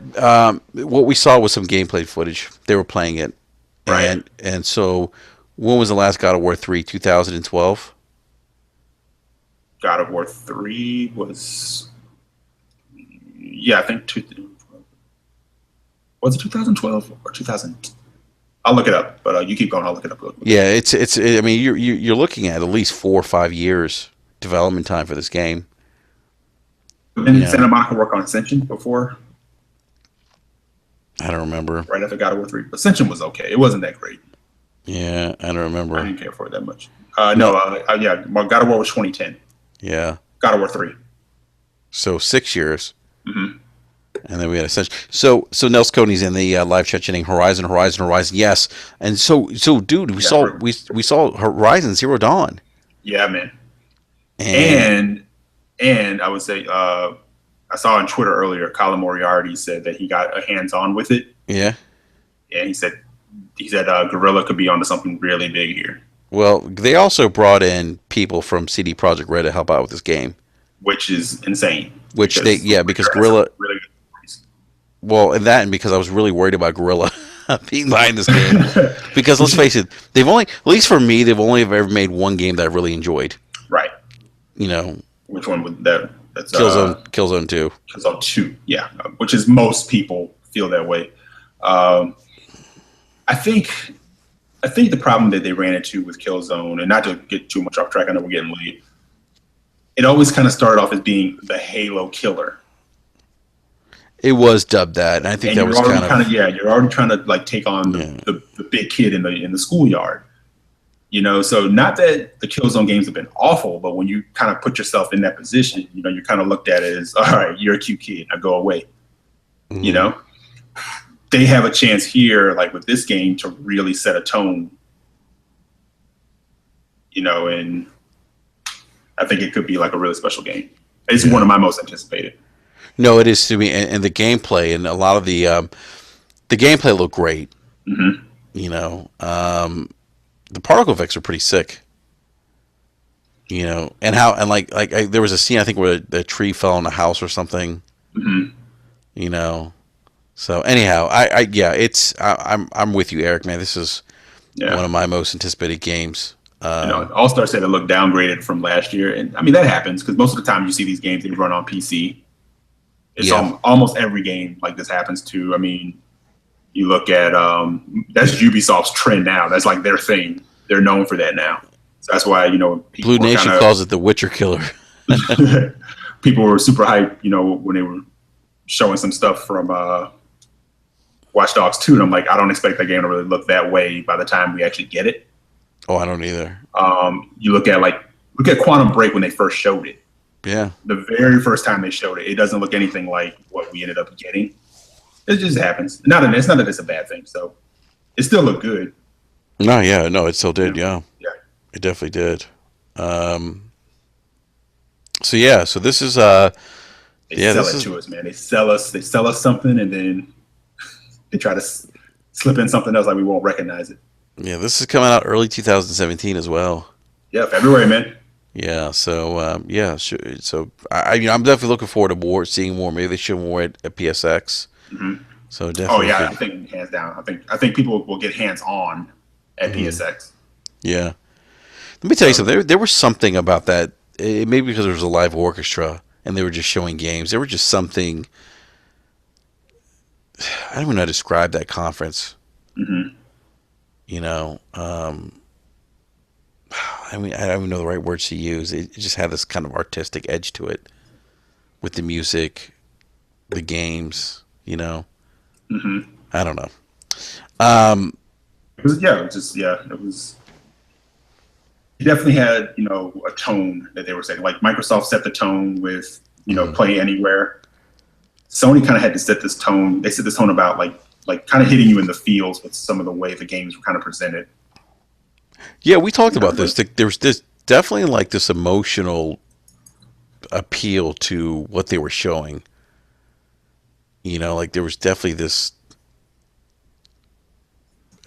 I'm going to describe it. Like we were, like for me, honestly, man, I just felt like I was. There was this connection there. You know, similar to what you experience in like when you watch a good movie. You know. yeah, definitely. Anyhow, but And so I say Days Gone.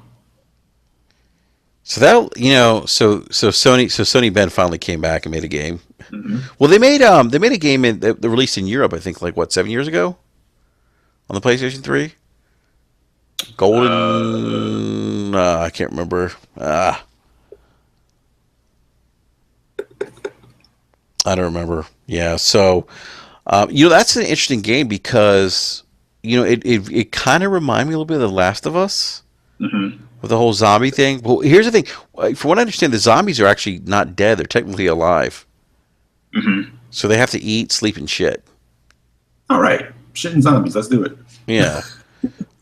Game takes place in Oregon. It features I don't know who the main protagonist or what his name is, but he's part of a biker gang.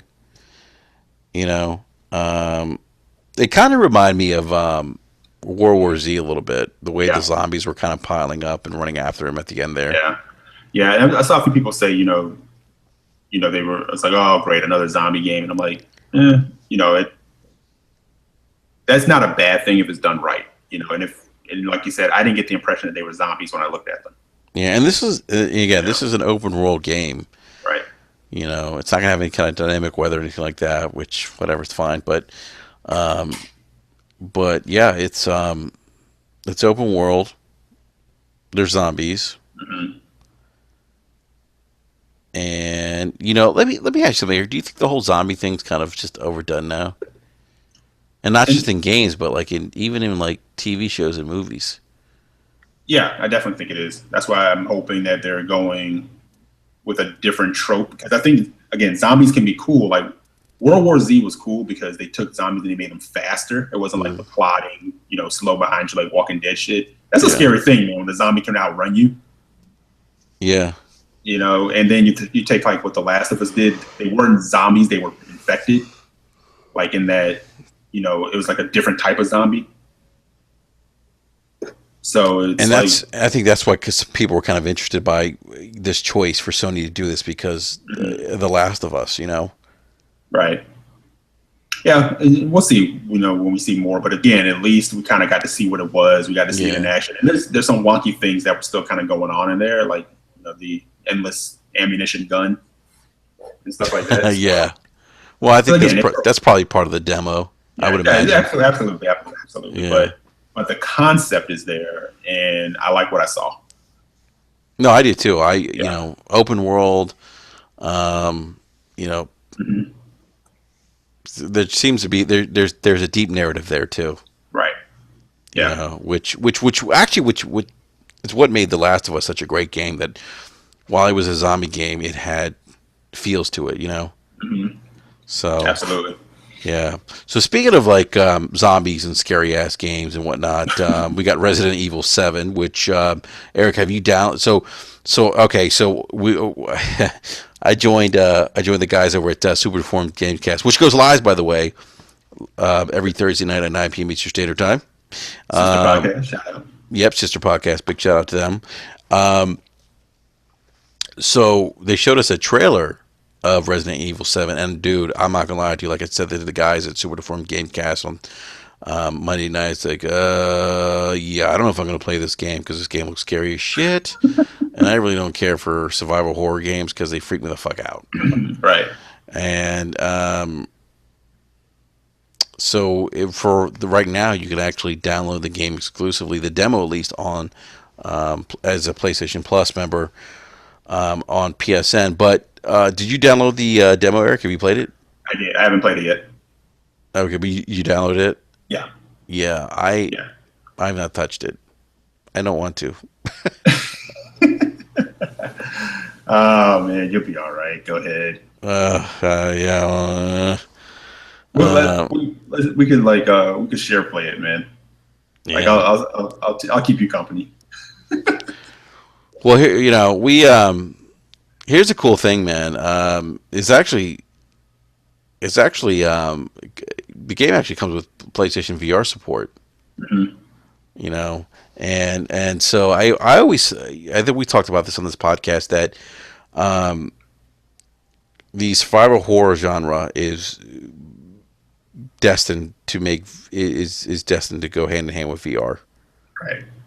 You know, and I'm not surprised to see this game Hmm. support VR. No, no, no, me either. But it looked good, man. Looked like a Yeah. great game. Yeah, and I wonder though, if people are disappointed because they expected or they would like to see like a traditional Resident Evil. But I kind of want to say at this point, let them try something else because after Resident Evil 6, they kind of need to retool. I definitely think a traditional Resident Evil game is coming. You know, so we'll see.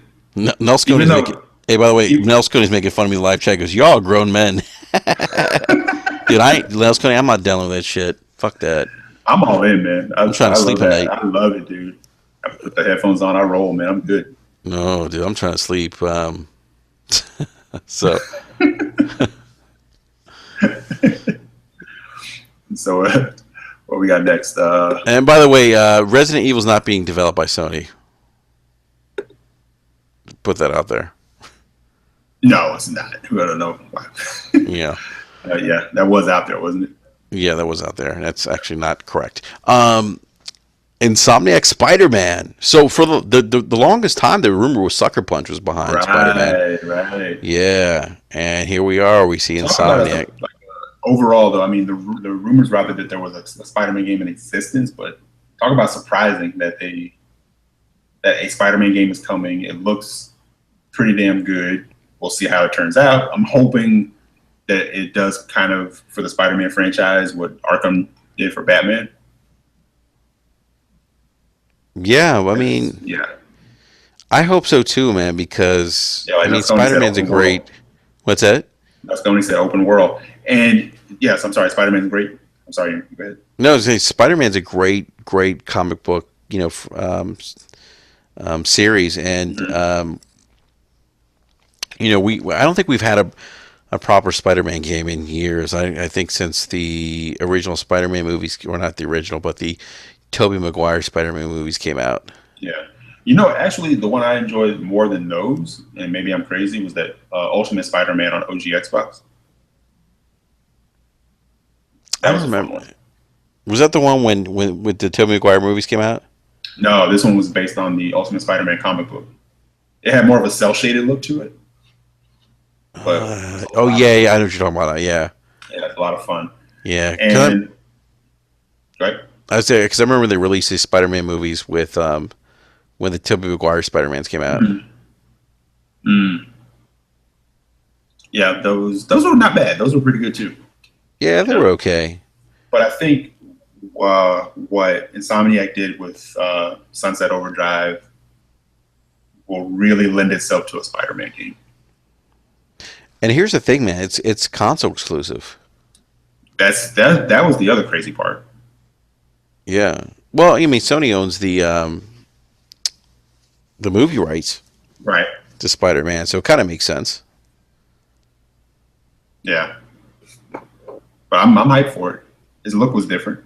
Yeah, no, definitely, You man. know, I liked it. I'm definitely excited for it. I I'm a mean, comic book nerd. I'm a comic book fan. Spider-Man is up there as probably my favorite. yeah. So I'm on Nelsconi board. says Insomniac's going to kill it. Yeah, I think. I mean, Yeah. yeah, I'm excited. The fact that Insomniac's behind it, I'm super excited. Yeah. Yeah. So what about Crash Bandicoot Remastered? You know what? Yeah, that's cool. But it's not. I'm not. Yeah, I would say it's out of all the games that Sony showed, I wouldn't say that it's something I'm like super duper looking forward to. If done right, I am. If they can Yeah. pull like a Ratchet and Clank, and well, if they can pull that, because he didn't say remaster, he said like they're rebuilding it from the ground Oh up. yeah, the rebound from the ground up. Yeah. So that says to me something that gets me more excited than a remaster. Because how the hell would you Hmm. remaster PS1 games on PS4? So you kind of have to do that rebuild. But if they can pull something off, you Hmm. know, with those three original games, because those games are test games. Yeah. They're not going to invest huge money in a brand new Crash title. You know, so you kind of do this, you kind of test, you kind of see how people feel about it. He's coming back in Skylanders. You see if people are really that interested. Hmm. Personally, I'm excited by it. Hopefully, it turns out well. I was a huge Crash fan. I know he's not been relevant at all, but sometimes you need nostalgia. Sometimes nostalgia is good. It just takes you back to like a better time that you think you remember, a better time in your life. It's probably just as shitty at that Yeah. point. Yeah. But, but if that helps you. And that's one of those games for me that would, you know. Yeah. So the other games that they showed, Last Guardian, Yeah, which was the yeah, one of their biggest announcements last year. a game 30 years in the making. Yeah, right. And so it finally got a release date. It's coming out. I think that's also an October release, Hmm. if I'm not mistaken. Yeah, that's So October as well. And dude, I'm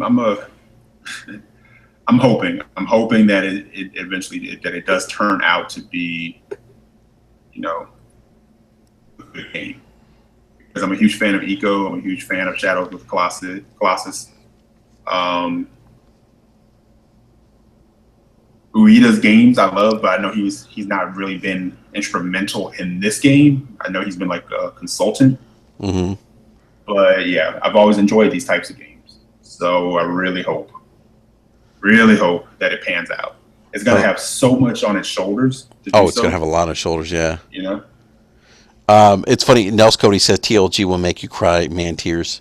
I hope so. I want to cry some Maybe, man tears. maybe it will. I want to weep like a baby. Yeah, yeah. Have So my wife be like, "What's wrong with you?" Last Guardian.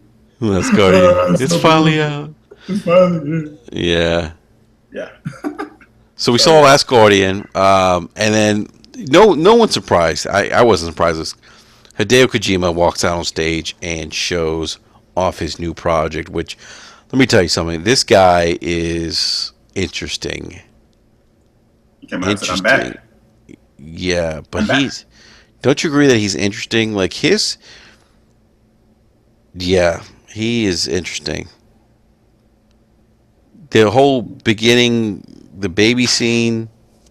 He's got a mind on him, man. He's out there. He's an artist, dude. Oh, you know what? It's he's definitely he's an artist. Yeah, He's the he's an Van Gogh artist. of gaming. Yeah, You know, I mean his stuff is just interesting. He's out yeah. there, but Now, it's a All create. Star All Star said something interesting. He said they're going to let the Last Guardian die. Releasing it between Battlefield 1 and Titanfall 2 as Suicide. With all the other October games. There's some truth to that. There's a lot of truth to that. It is a scary proposition, but I don't know when else they would let it go. Yeah, I don't either. Because I don't know if it's completely ready. They may need that extra time, to finish it up. But they did say it's coming. Hmm. Yeah, and like Nusconi said, I don't think they care at this point. Like, get the game out. Who wants it wants it. But Mm. the people who want that game are not necessarily the Battlefield crowd. I would think, or the Titan people who are going to be hyped for those two. This Hmm. is going to find like a certain market, a certain niche market of people who are specifically looking for that game. There's going to be people who are curious about it. Yeah. I don't think Sony is expecting this game to sell, millions. I just think they need to get it out. They just want it out, get it out. Hey, we kept the promise. Because they've already eaten it on development on this game. Yeah. They'll never make back what they spent on it. Yeah. Nelsconi says I doubt they care, and that could be maybe that's Yeah. the case. I don't know. Yeah, I think they just want to fulfill the promise that it was coming. Yeah, that's a tough release window. Take this one on the chin. If they make something back on it, they're good. They'd be surprised if it does. If it does really well, then it's cake.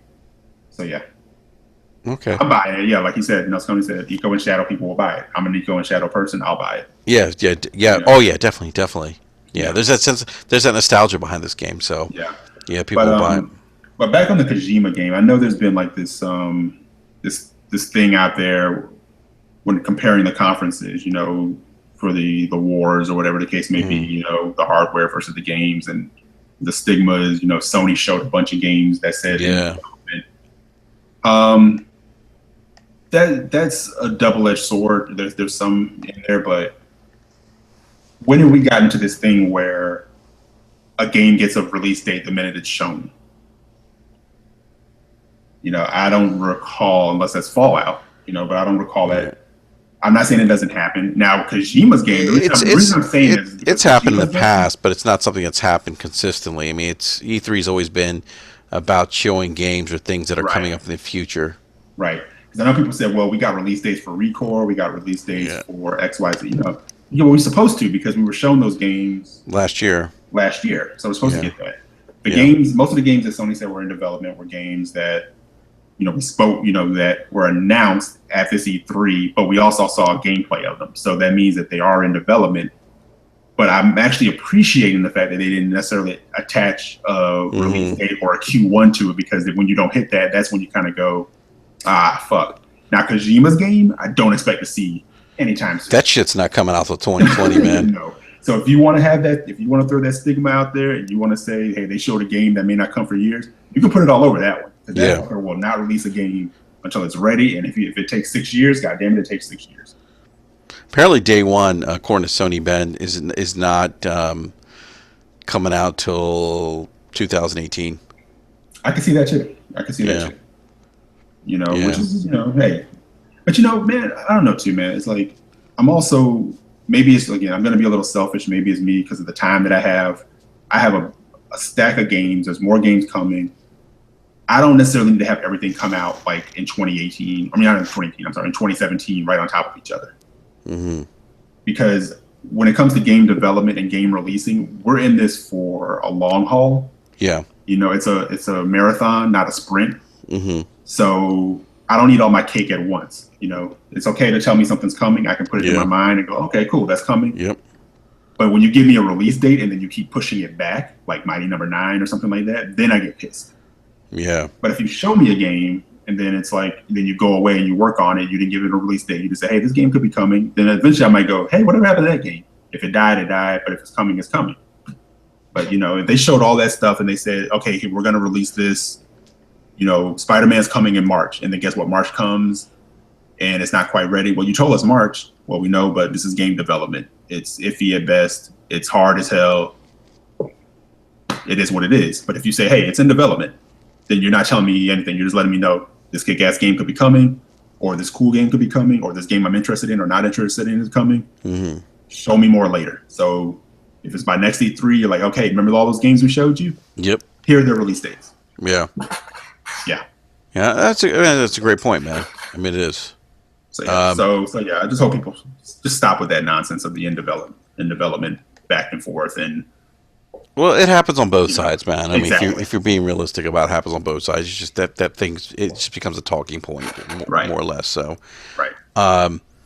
So we saw we got a price on PlayStation VR. It's going to retail for $399 and launch with 50 titles. Mm-hmm.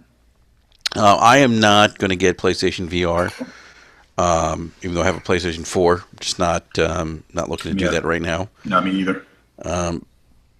They did show some games. They showed Star Wars Battlefront X-Wing VR missions. Batman Arkham VR was announced, which was interesting. When I heard that Mark Hamill, I was like, "Oh boy, what's happening?" Yeah. Me too, man. But it's interesting. They also showed, speaking of VR, and I think with VR, it's funny because I think with PlayStation VR, I've heard people say, "Oh, well, the reason why Neo's coming out." There was an article that came out that said a developer had said that the PlayStation 4 wasn't strong enough to run PlayStation VR. That's not entirely true. I mean, I think what you're going to get with what you're getting with the PlayStation 4 and PlayStation VR is kind of an entry point to a VR experience. Obviously, we know that if you really want an immersive VR experience, you're going to need a PC rig. Yep, kick out that dope. Until a Neo or Scorpio comes out, then those game consoles may be able to provide you more. What's the word I'm looking for? Eric, shit. It's getting late. And more immersive VR experience. Yeah, exactly right. A couple of beers in, a couple IPAs in. So we know that. I mean, this is obvious. I think this is more of an entry point for people to kind of just experience kind of what VR is, but not really what true immersive VR is. And I think there's a difference there, And so what you saw with Sony showing is some of the Resident Evil 7. I think how they're positioning VR on a console is kind of more of an experience, more of a a different way to experience games. I mean, I can't even imagine playing. I mean, I was telling you, I'm not downloading Resident Evil 7 because that shit's going to scare the shit out of me. I can't even imagine playing that shit on VR. I mean, putting on a fucking headset and playing that shit on VR would I'd have fucking nightmares. Shrieking yeah, I'd be I'd be screaming like a little bitch. I'd be like, but I can't even imagine. I mean, so they showed Call of Duty. I mean, it's gonna be VR supported game. I mean, can you imagine that? Infinite Warfare? Oh man. Yeah. I mean, we and so I think these are going to be experiences that kind of heighten the in-game experience that you have with a game like a Resident Evil 7. Mm-hmm. And again, people have to remember, VR is not here to kick the door open and be gangbusters. It's probably going to be a slow burn.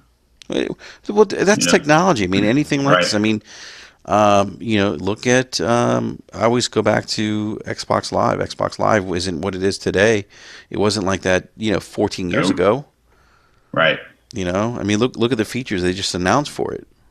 It's a slow burn. Same thing with like cloud. I mean, Microsoft's talked about cloud. That's not something that's something that's new this generation, but it's not something we're really going to see until really next generation. Mm-hmm. So Sony shows VR. They announced a price point, $399. What do you think, Eric? Man, you think that's a good price point, or do you think it's overpriced? No, I think it's a good price point. I mean, for something, that is, not, I guess, all the rage, but definitely has an audience that is looking for it. I think that's a pretty good entry price compared to what some of the other ones, entry level or Barry, I can't talk either. um, what it takes to get into VR on other platforms, Yeah. and the cost. Now, what will remain to be seen is how it's applied after it's out. Will 399 could seem really good if it's coming out and everyone's like, holy shit, this thing is awesome. Yeah. 399 could seem overpriced and people are like, this is the biggest piece of shit ever. Yeah.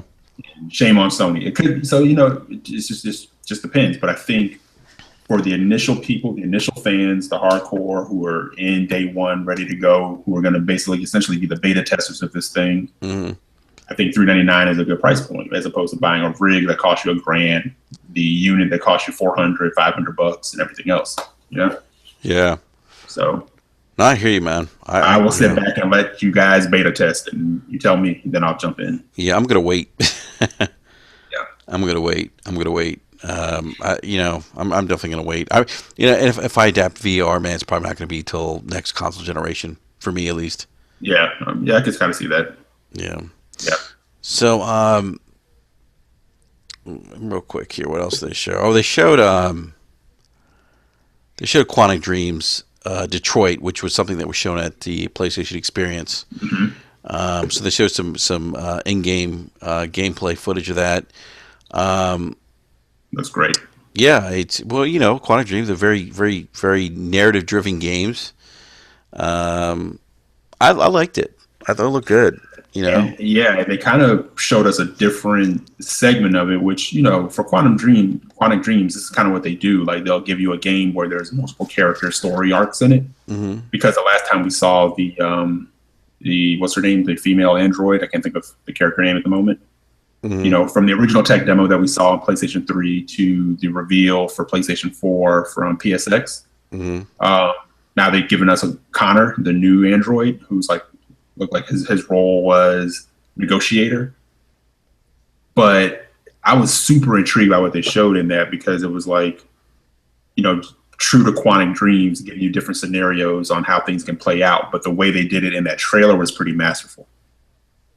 So, and I know when it comes to Quantic Dreams games, you take them or leave them. They're not for everyone, but I'm intrigued by it because I love Heavy Rain. I haven't played Beyond Two Souls. I have it, but I haven't played it yet. But yeah, it looked really cool. No, it does. Definitely does. It does. So, yeah. Again, I mean, Sony, they've really focused more on software. They really did. Mm-hmm. And there was little talk, and I can't remember any E3 where I've ever seen a console manufacturer have an E3 press conference that way, where there was little dialogue, and it was just, we're going to show you games. And then, of course, the end of the show with wrapping up with some in-game footage or gameplay of Days Gone, which showed some of the action, the zombie action in the game. Mm-hmm. But yeah, man, I was impressed by both conferences. Yeah, man. And I'm not one to sit there and be like, oh, who won, who lost, Don't care. I won, goddammit. Yeah, I know I won. And honestly, gamers won, the industry won. And I'm excited. I'm excited. As being a multi-console owner, if you can do it, is a great thing. It is. It's a blessing. Granted, it is a blessing. Not everybody can do it. Yeah. But if you can do it, but you're one of those people that's like, I'm not doing it because I hate this. You shouldn't hate anything when it comes to these companies and shit. You can have a preference, but to spend time hating anything, it's kind of silly. Spend that time playing games, enjoying them. Hey, Enrique, we'll sit here with our neutral asses and just enjoy. Jump in the games like Scrooge McDuck in the money pit. Seriously. Yeah. I know that neutral term gets thrown around, and I'm like, I don't even know what the hell that means, but. Well, some people who throw that around don't understand what being a hardcore gamer is really about. Right. So, but no, when I look at these conferences, I honestly, when I was done watching them, I didn't have this thing of, oh, well, so-and-so kicked so-and-so's ass. I just felt moved by both in different ways. I did. If I had to summarize conferences both conferences. And actually, I was talking when I Yeah. was talking to Warrior Word about this on text. He kind of said that Microsoft was the future and Hmm. Sony was the present. And I was like, yeah, I agree with that. Yeah. You Yeah. know, Microsoft pushing gaming forward, how we're going to experience gaming moving forward, Hmm. which I'm excited about. Yeah, man. I'm Absolutely. excited It about should what be. Microsoft's pushing forward, and I'm excited what Sony showed with software. Yeah. And Blue Nation had a point, man. He said, they won E3, but our wallets lost E3. Because damn right, man. Yeah, yeah, I'm like sitting here working on a budget trying to figure out how I'm gonna like shift and move some shit around to pay for all this stuff. yeah. So the winners of E3 were Sony and Microsoft because they're going to take all our fucking money. Yeah, pretty much. Yeah, As it should be, because they really, if you really think about it, man, they answered the call of the fan. they did. They both Both did. of them did it. Both of them answered the call of the fan. Microsoft was hearing the talks of the hardware, addressed that, and I know, they caught a bum rap on saying, well, the Xbox One is so big. Dude, you put it on your, unless it's a special edition that you're going to display, you put it in your console, you don't really even think about it, Yeah, and you keep it moving. I'm more of a fan nowadays of custom like controllers, and that's another thing we can talk about, the fact that you can, order a custom controller through them now. yeah. I actually like that. It's pretty cool. That's pretty dope. That That is is pretty awesome. cool. Yeah, I do like You that. It's know, pretty cool. and I would say nothing wrong with borrowing, man. Borrow from each other, and I think Sony could really benefit and borrow from Microsoft and do something more with the DualShock 4. Hmm. I really think they should do a non PSVR DualShock 4 that doesn't have the light in it, so the battery lasts longer. Yes. They should look at an elite version of their own. It doesn't have to be exactly what Microsoft is doing, but do something that's money on the table. Fans would eat that shit up, Yeah. No, they definitely would. So do it. Yeah. God damn Absolutely. it, steal from each other. Get more money from us. So yeah, that's how I feel, dude. I don't sit there. I didn't get a feeling of, oh man, so and so dropped the ball and so ran over them. No, dude, they brought it in their own ways. They both brought it. Yeah. No, definitely. Definitely. They both. To me, this was the best E3 that I've seen in a long time. Yeah, and you know what? Let me say this one other thing. I know before we start wrapping up. So Nintendo didn't have any console to show. They're not showing a ton of games, but I didn't watch a lot of the Zelda stuff because I know that's all they were demoing. So they were showing a lot of it. I didn't want to see a whole lot of the game. I only needed to see the trailer, and it's Zelda. It looks awesome. It looks what they're trying to add to it. It looks, for all intents and purposes, like they're saying, we heard you too. We know we need to change Zelda. It can't be the same thing that we've always been doing. Hmm. So, so let's give them a little bit of, hats off, because whatever the NX is going to be, it looks like, at least with Zelda, they're looking at some Western influence of how you do an RPG. You do something of an open world and kind of adapting to that. It's funny is we didn't talk about Nintendo at all. They didn't But really don't have much to talk about yeah, outside of the but Zelda thing. Zelda. Let me tell you something. Zelda was absolutely amazing. What the footage that I saw Yeah, was great. I mean, yeah, um, God, the music was great in that game. With what they based. Well, I can't even talk because it's almost 1 o'clock. Um, the music was great when I was listening to it. That open world exploration that well, you got to remember. I mean, the original Zelda was kind of like the first original open world game for yeah, its time. right. So It really was. yeah, The first Zelda was like the first Dark Souls. It was like the first, yeah, yeah. open world We game. used to make maps, on graph paper. Yeah, and that game's no Um, pushover. That game's not easy. no, it's not easy at all. So the game looks beautiful. Yeah, I thought it was great. So Eric, before we wrap up, man, what are your games of E3? What's your um, what do you think is the best game that you saw at E3? Ooh, well, I have to pick one, Yes, or can I pick one from each conference? game of show. Game of show. God damn it, Enrique. Oh, Can only pick one. we're gonna be here all night, man. There's so Well, many, so many. Okay, the game of show, the one that kind of moved your me the top two. most. Your top two. Okay, my top two.